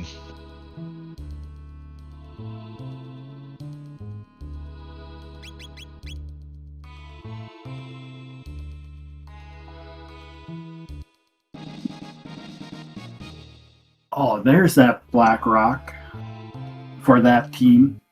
Yeah, it sure is. Will the time investment nabbing it pay off?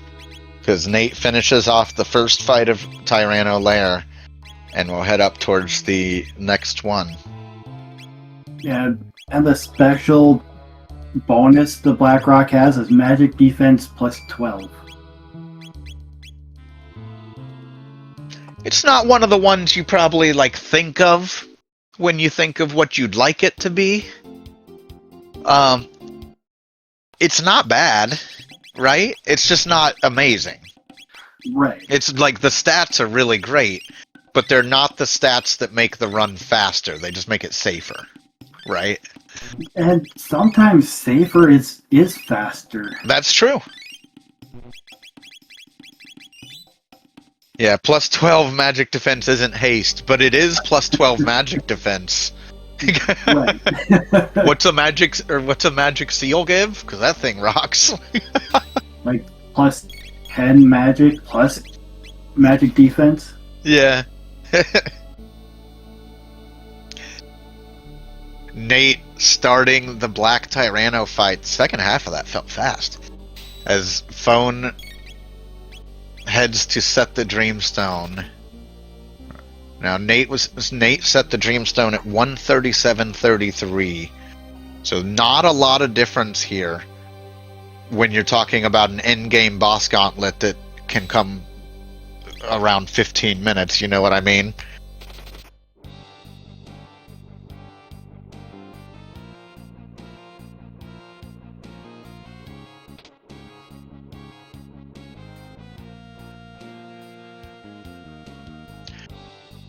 And for the Black Rock, we just need Fire 2 on Luca. Yeah. So just gotta hope it's along the way somewhere easy to get. You just don't want it to be that last tech, that one that you see on the list and you know you're not getting it. Yeah, that takes a forever long grind. Yeah. Sure does. Phone grabbing these a couple of these extra chests in that warp room before continuing up. Nate, having taken down Azala, hasting up the team. We've got Robo Ayla Marl for this fight on Nate's side.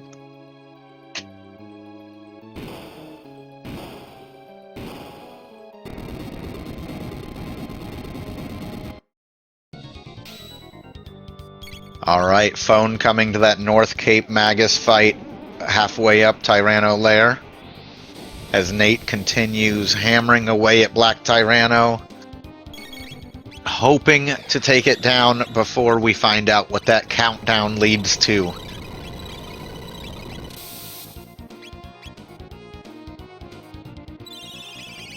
Northern Cape Magus is pretty fast. Yeah, once you get him past his halfway mark, he starts counterattacking, so he does even more damage. TLDR, Magus a jerk.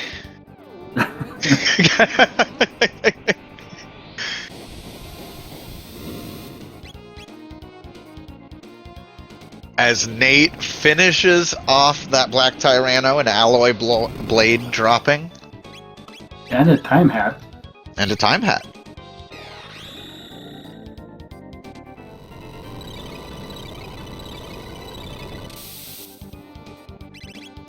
Yeah, I'd be kind of hoping for a really good robo weapon.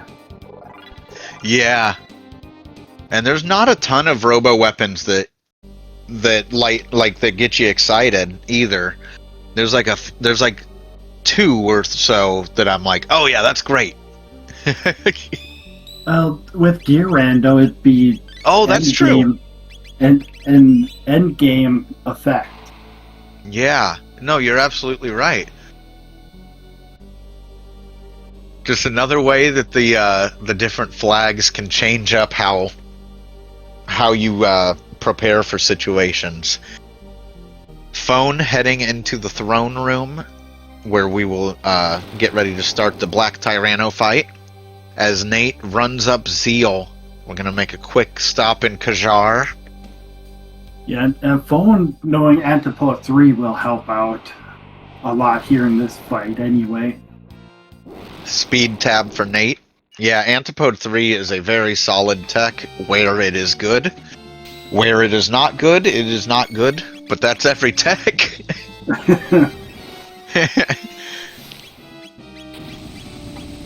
It's also got a pretty cool animation.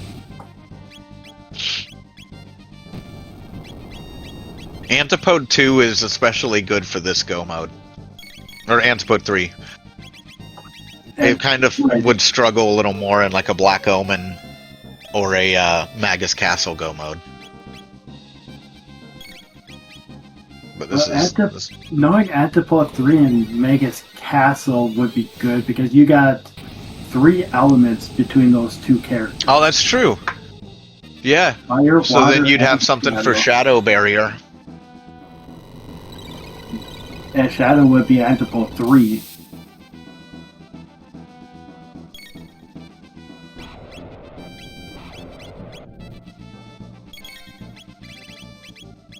Nate preparing for this single golem spot here. As Phone looks to finish off this Black Tyranno with no mercy shown. Yeah. Yeah, Phone will be liking this mutant. Because Phone's team is pure magic. Yeah, that's true.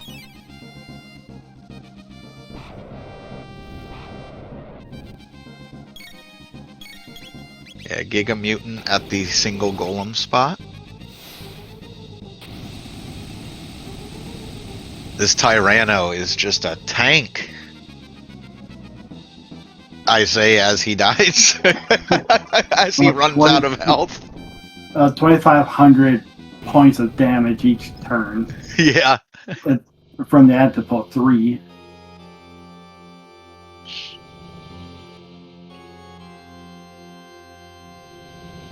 Alright, that is going to send Phone to 12,000 BC. As Nate looks to finish off this Giga Mutant and head into the Ocean Palace to maybe do a bit of grinding and head down to what is hopefully a clean, safe Lavos. They are not always. And both of our runners are not out of the woods here because you'd be shocked how much of a difference a wipe at the end game of this go mode can change things up. A wipe to any of the end bosses can change things up. Yeah.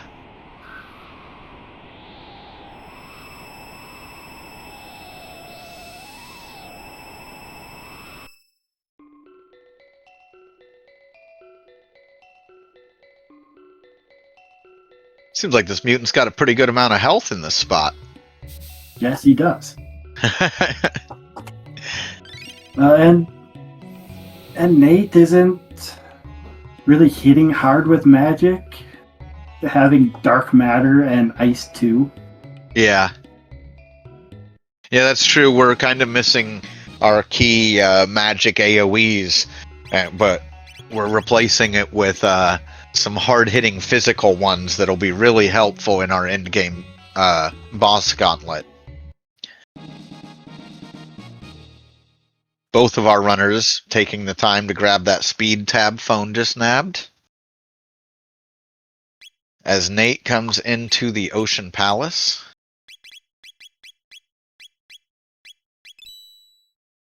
And I barely saw what Gold Rock had as well. For its effect.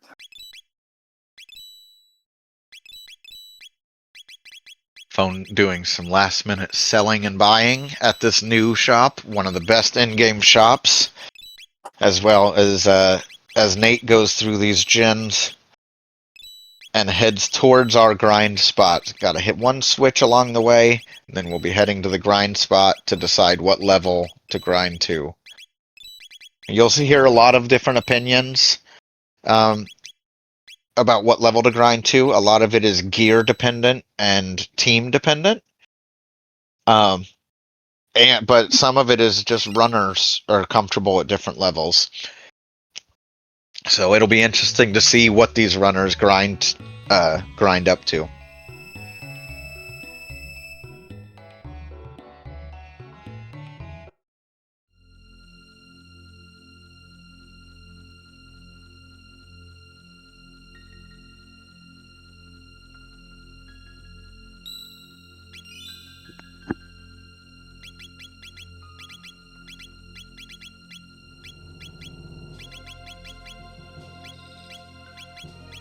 And Nate is looking like he's just gonna grind his way down, take every fight, then whatever he comes out with is what he has.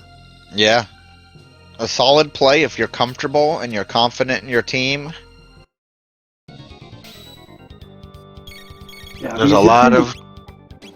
You're gonna get a couple of levels doing every fight. Yeah. Well, and you notice he even knocked everyone off the staircase. Take that fight. Right. Like, just taking everyone you can.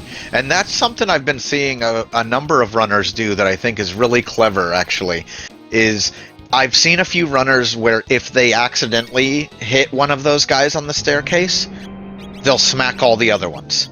Because if I've got to one-shot a guy, I might as well one-shot 4 of them and get 60 tech points. Right. And I'm really happy to see like little innovations like that, or just like, I didn't think of that. I just hadn't, you know what I mean? I tried to skip them every time, and I skipped them most of the time. Real quick, I want to mention what Nate is doing here, letting the fireballs hit Ayla, getting her health low so that Dino Tail will be able to get us through a couple critical fights on this upcoming elevator.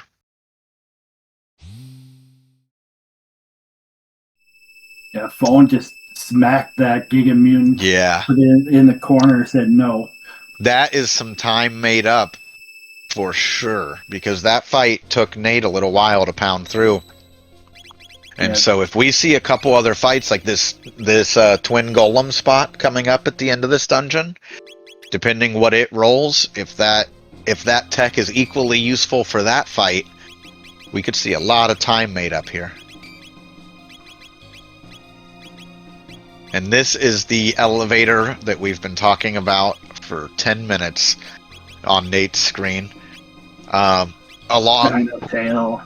Yep, Dino Tail. This is kind of the fight you can use to check and make sure, and that's clean. You want to be a little above 200 on your damage on those scouters, but that makes sure that you're going to make it through it, and then it's just a matter of knowing if you need to ether before you start the thing.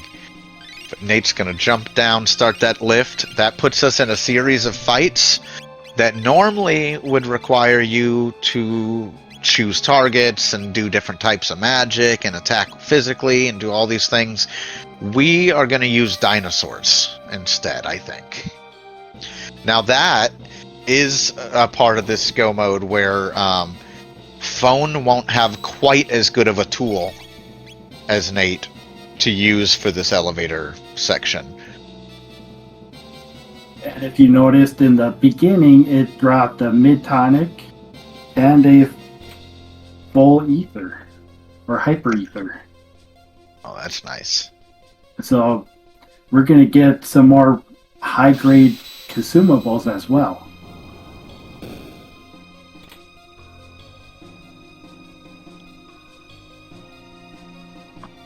All right, Nate coming up on the most critical elevator fight here. The 6 Scouters.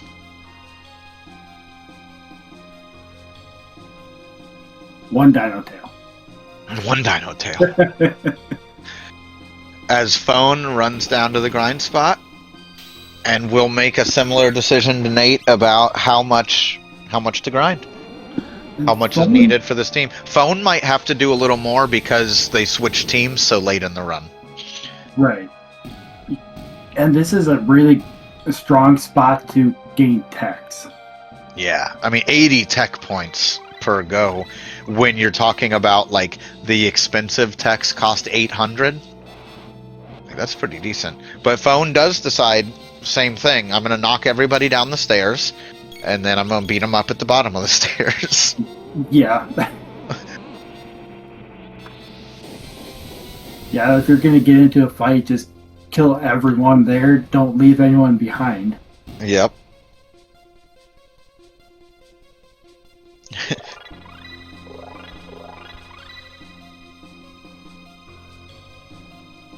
Chrono learned life. Mario learned life 2 on Phone side.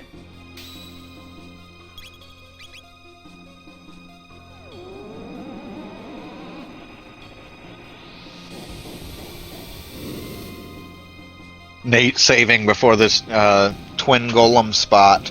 Now, seldom bosses are as scary as actual twin golems in this spot.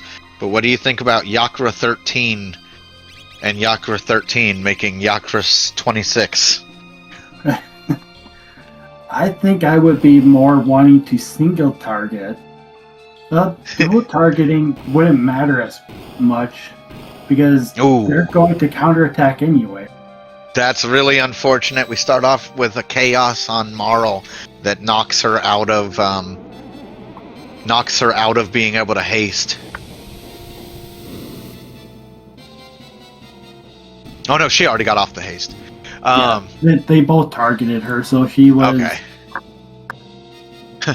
Yeah, she got knocked out of it. Yep.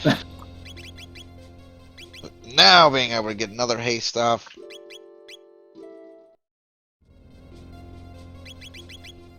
Yeah, I agree with you. That single target. Oh, that confuses rough. Really. Luckily, our other two party members are really good single target damage.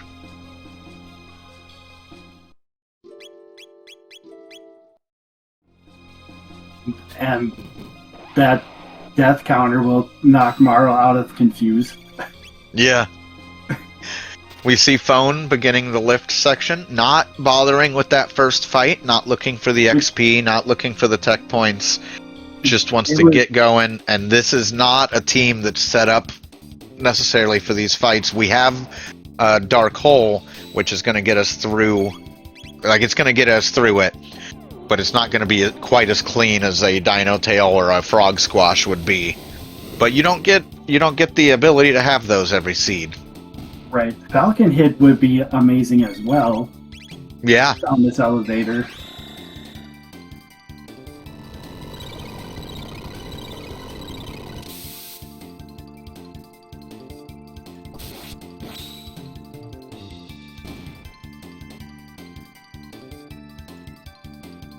So, yeah, Megas is going to be the best person. And then he's in a really good spot to get 4 of the scouters.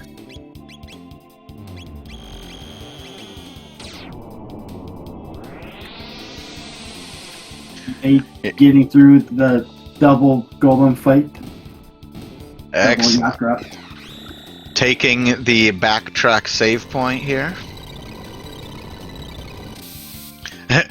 I like the getting out of the chaos fight and immediately putting on status protection on Marl. I think that's kind of funny. Because that fight was a little rougher at times than it had business being because of that confuse. Well, putting status resist on Marl or Ayla would be best because they both have techs that can heal status. Yep, exactly. And that way, when Obstacle comes out, if Obstacle does end up being something rough, then we have a way to kind of get our team out of it. Yeah, Phone finishing off that last scouter on that part of the lift as well, which is going to bring us down to the 2 scouters and the twin golems. as Nate is going to start our Lavos shell fight.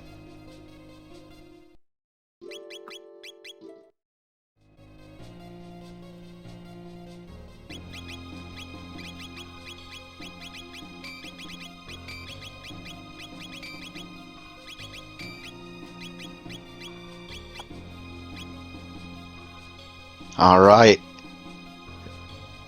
Nate starting off this shell fight with haste and getting all set up as Phone goes and nails the first scouter skip before heading into the second scouter skip. Now, these are very precise. You can get pretty good at them. There's some tricks to it, and there's some good tools out there to learn it if it's something you want to learn. I know there's a few really good videos out there for them as Phone crosses the bridge into the Twin Golem spot. Nate continuing this Lavos shell fight here.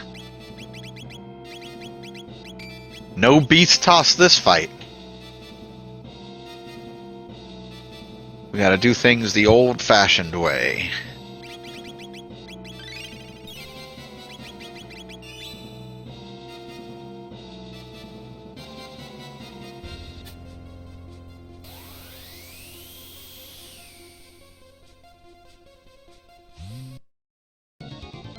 Alright, here comes Obstacle.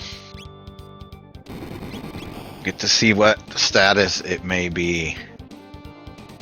Looks like it is Lock. Nate has a stack of heals. Just gonna go ahead and waste the turns to just get everybody back up so you can keep pounding away. As Phone gets into Yakra 26 at the twin spot. And is not necessarily scared of the counterattacks at the end, it seems. Hammering away with those Antipode 3s.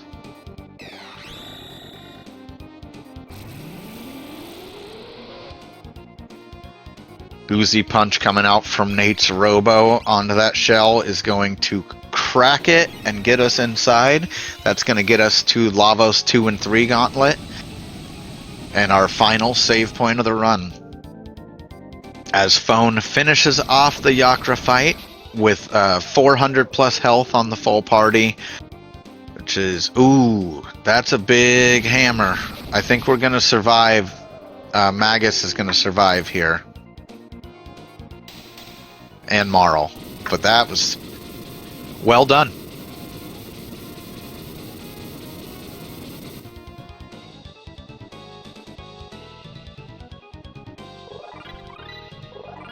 That's going to send Nate into Lavos 2, while Phone will be setting up for that Lavos shell fight. So, this is a pretty tight race here. Nate's going to have to play really accurately to maintain this lead here. Some bad RNG or a wipe would really set things back here.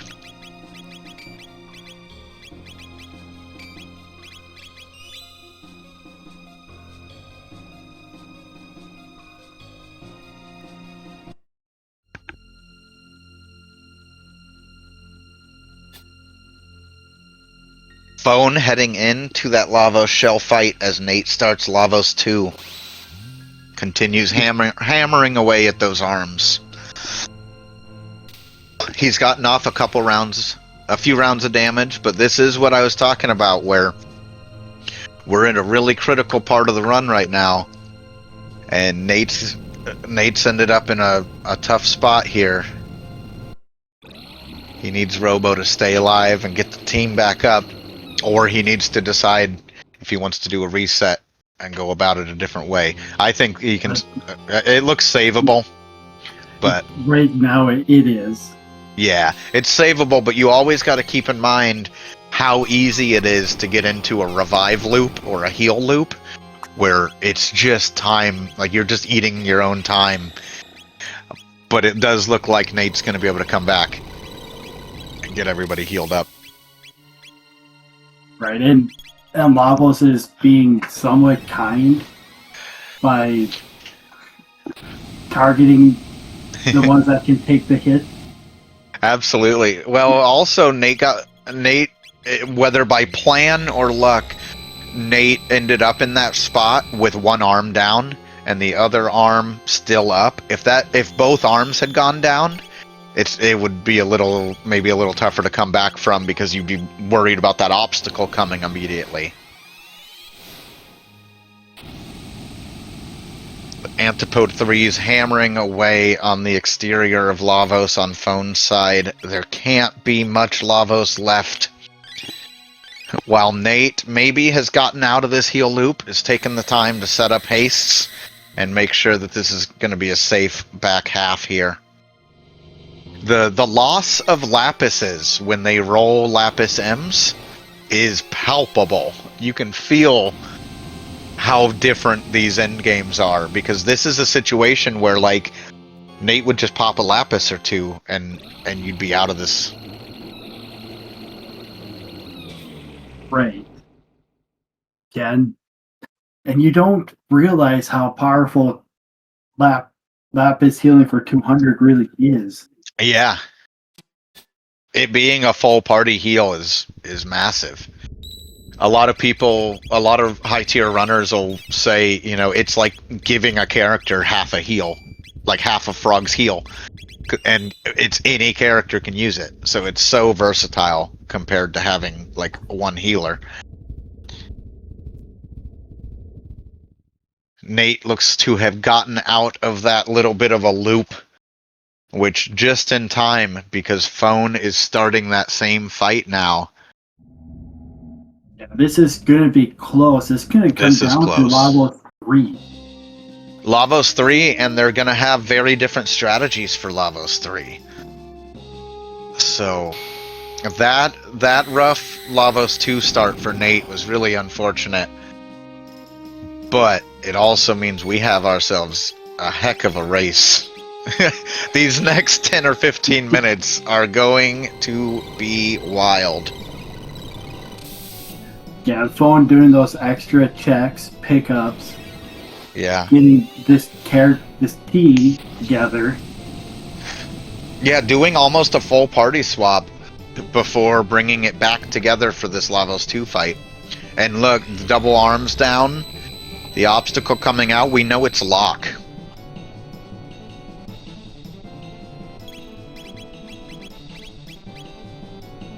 So, also prepared for that, Phone is, as Nate starts this Lavos 3 fight. And this is one of those races where, like, Phone is fighting to make up that time, but he's got tools that'll maybe let him do it. Whereas Nate just needs to finish clean and stay ahead. He needs to have things go his way a little bit. He needs to also just execute in such a careful way. But this is really close. We've known this was going to be close, but this is really close. Yeah, if Phone pulls ahead, this might be the new rock one to watch for. Like, instead of rocks, it's characters. Yeah. Yeah, you're right. If Phone pulls this off, this would be the new Moon Blizzard vs. Corinth Blue Rock. This would be the modern equivalent of it, as Phone finishes that phase 2, and Nate is still working on getting one of those bits down, keeping everybody safe. This is going to be down to the wire. Phone has a lot of tools at his disposal, though. Yeah, Antipode 3 is just massive. That Antipode 3 for this go mode, it's so hard because you don't always want to build around Antipode 3, because if you do get pushed down a Black Omen go mode, like, you know what I mean? If you do get pushed that way, it's all of a sudden a lot less useful for a lot of those difficult fights. Right, and here you can still use Antipode 3 Dark Matter. Yeah. Until middle bit is down and just heal the one that takes a hit. I really think Phone has a safe Lavos 3 team here. Oh, There it is. look at that. He's using the attack. This is what it was for. That's gonna two-shot center bit. Nate's still working on getting that bit down.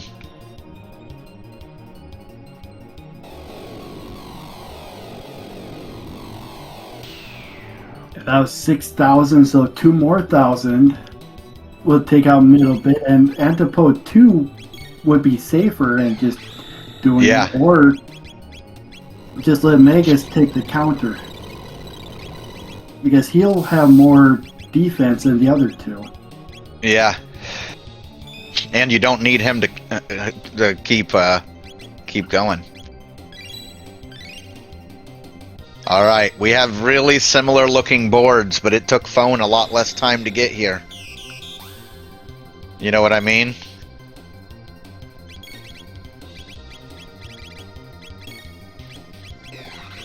Nate hammering away on that right bit.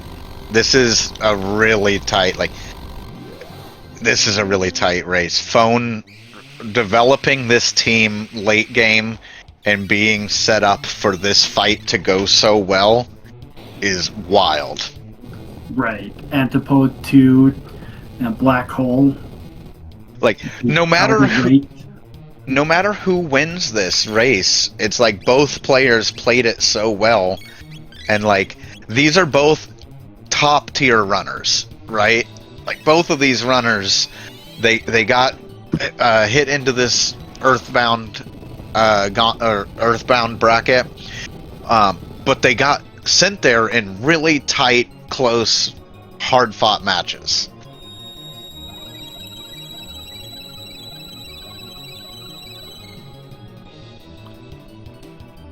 Yeah, Phone got sent down here by me. Yep. Nate got sent down here by Batsy. Yeah, Lord Batsy, in an incredible show with less than 2 minutes between them. As Nate continues trying to hammer away, this is gonna come down to the last few seconds on this damage. The ice toss coming down from Nate's side. All the tools Phones put together. As we continue this in game, we see Marl getting slapped down on Phone's side. That's going to cause us a short delay, but a really quick revive into a flare. And As Nate finishes Lavos 3. I mean, what a close match. Because Phone is not far behind. If everything's... Oh. Lavos be Lavosing, but Phone be phoning. Lavos be Lavosing, but Phone be phoning. As I'm gonna slide Nate in here to join us for a short interview while we watch the end of this. Hey, Nate. Nate. Hello. Pull up this stream Okay. because you're gonna catch the end of Phone's run. This came... Wait until you watch this back and see how close this came to being Moon Blizzard versus Corinth. Ooh, okay. Yeah, let me see. Oh, so he just finished. Yo!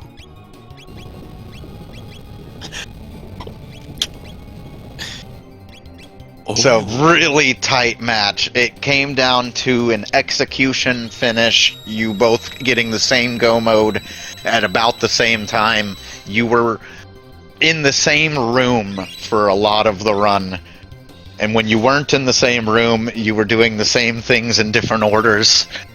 And both trying to decide when to go to factory. Oh, man. I'm gonna have to have a word with everybody rolling this stuff. I just gotta say that. Hi.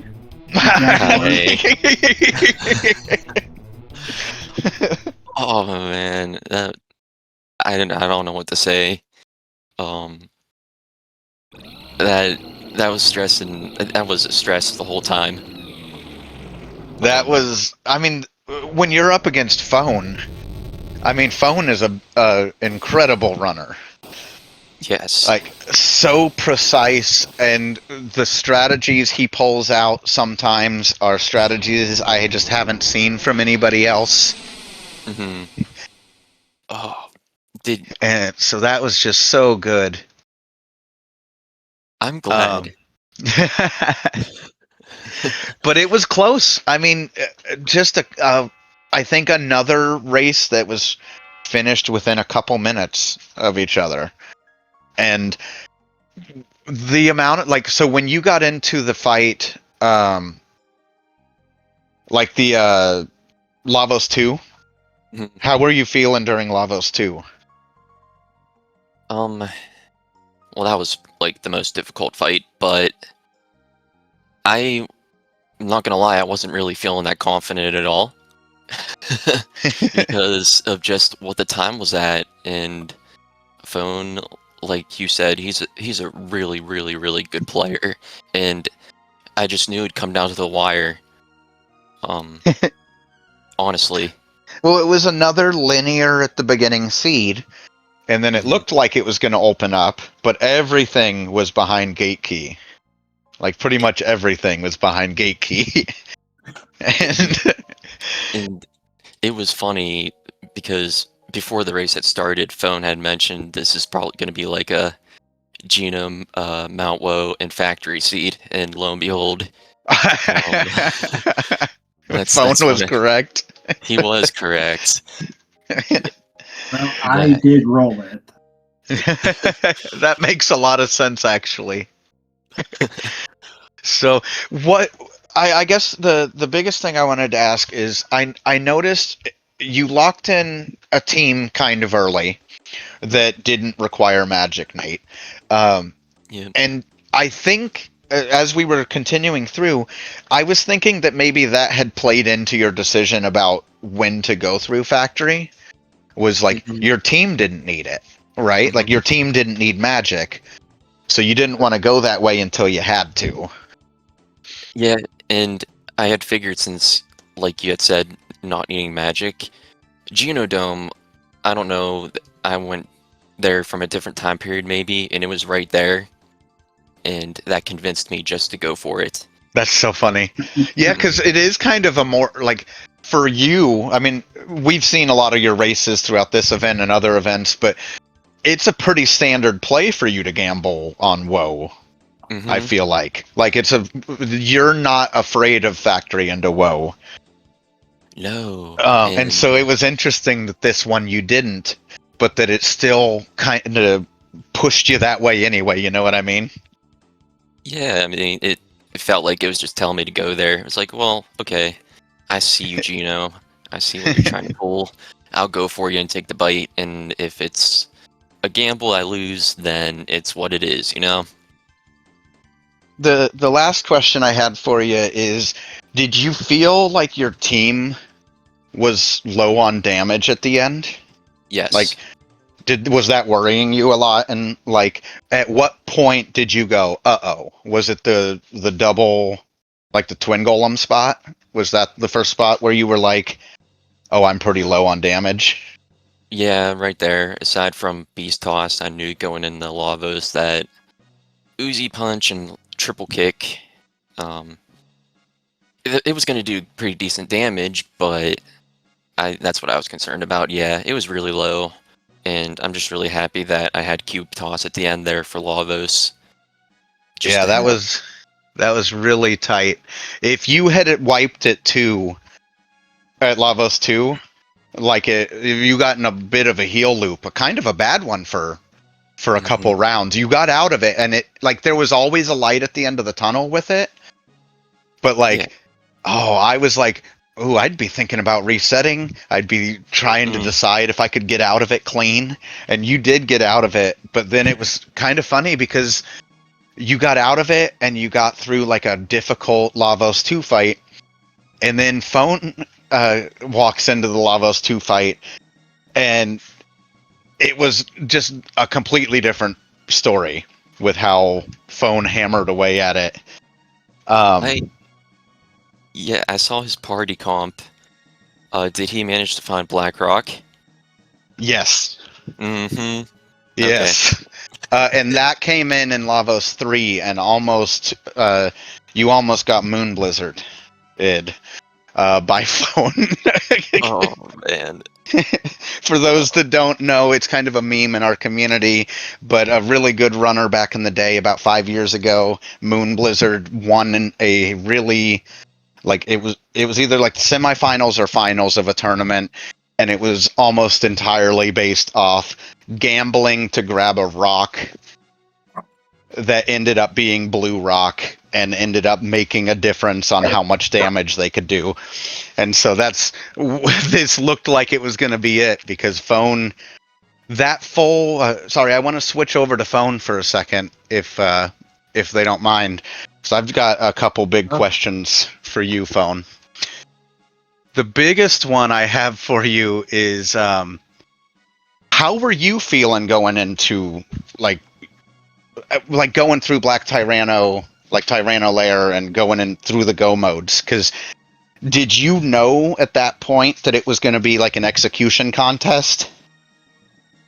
I was starting to get that feeling. Once I saw he wasn't done by like 150 or so, I figured we kind of took the same route. Were you, you didn't check back of Cathedral at any point. There was a chance Frog was there. Was that something like, was that hanging in the back of your head, or was it, like, what was your thoughts with that? Yeah, that was just kind of a coin flip. I figured if I did it and it didn't work out, I would definitely lose. And if I did it and it did, I'd have like a 50-50 shot. Yeah, because I that's what we were kind of talking about when it was happening. As I said, after a little bit, I said, well, do you want a coin flip on, even if it's not by a lot, the worst go mode? Like, you know what I mean? Do you want to gamble on getting that go mode? And it's not that I hate that go mode, it's just it takes a little bit longer. Yeah, I just figured had I done that and it not been Frog, it would have cost like 5 minutes for nothing. Yeah. And then the other thing I wanted to ask you about was your like almost full party swap at the end. Like when you you went and got Luca out of the burrow, and she had flare, and so you knew you could make something happen with that. But I was shocked at the party swap, and then I was shocked at how hard it paid off for you. Like, you were making up so much time in the Twin Golem boss. You stomped through that. You weren't worried about the counterattacks. Were there any bosses in that last gauntlet that had you worried, or anything that made you think about taking extra grinds? No, not really. I kind of gambled on the way down, just hoping to get confused. That would have made my fights a lot better, I think. But it just never showed up. I think I had Slash with 259 tech points right before the twin fight, so I just gave up on it. Yeah. That was an incredible race, and you both should be proud of your performances, because we don't get, like, we've been getting a lot, getting spoiled a little bit lately with these really, really tight, close finishes. But, like, I think you're both gonna be shocked how often you were standing in the same room during the seed. Like, this was a execution battle, and you both just played it perfectly. Yeah, it kind of felt like just a long hallway, like 2 hours long. Mm-hmm. It was something. I thought it was going to open up when the future opened. I thought, I was like, oh, well, this is a situation. Somebody might go for magic and woe, and somebody else might just go for quick checks. And then it was just really kind of funny how it all worked out, where even if you had kind of made those choices, some things would have been different. Like, if Nate had gotten Gate Key earlier, Nate knew that Frog was on Dactyl. Mm-hmm. And so it would have been a really tricky choice for you about if you should take Magus Castle or not. But I think you probably would have, and it would have paid off in this seed. but that's just not how it played out, you know? Mm-hmm. Yeah, Tyranno was calling both of us today. Yeah. And you started it pretty close. Also, last thing I wanted to point out was Phone did a really early desert grind. And I thought that was interesting. It set you up for those first bosses to be like nothing burgers. So I really liked how early you did that. I've seen it like after Cathedral or after Hecarim, but I hadn't seen people do it right then because you rolled that ice too early. So I just wanted to point that out. I thought that was really clever. Yeah, I thought that was fun.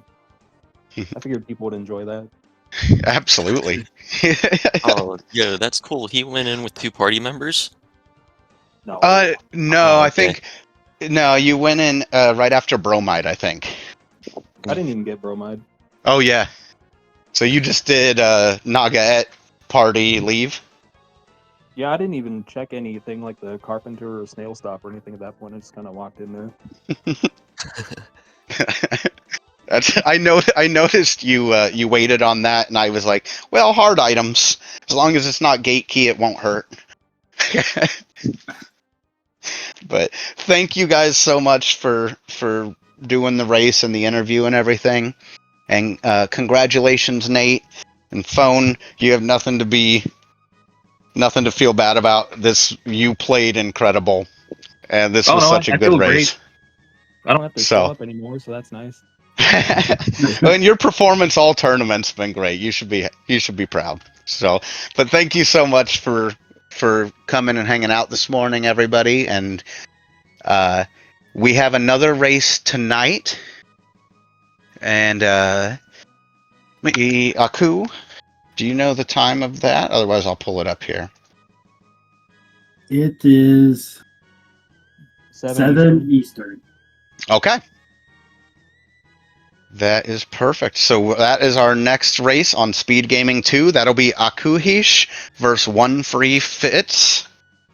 And that will be a showcase because both of those runners are tournament veterans. And it's going to be a matchup. So if you liked this, you're going to like that. And we will catch you all next time. Thank you so much. Thank you, everyone.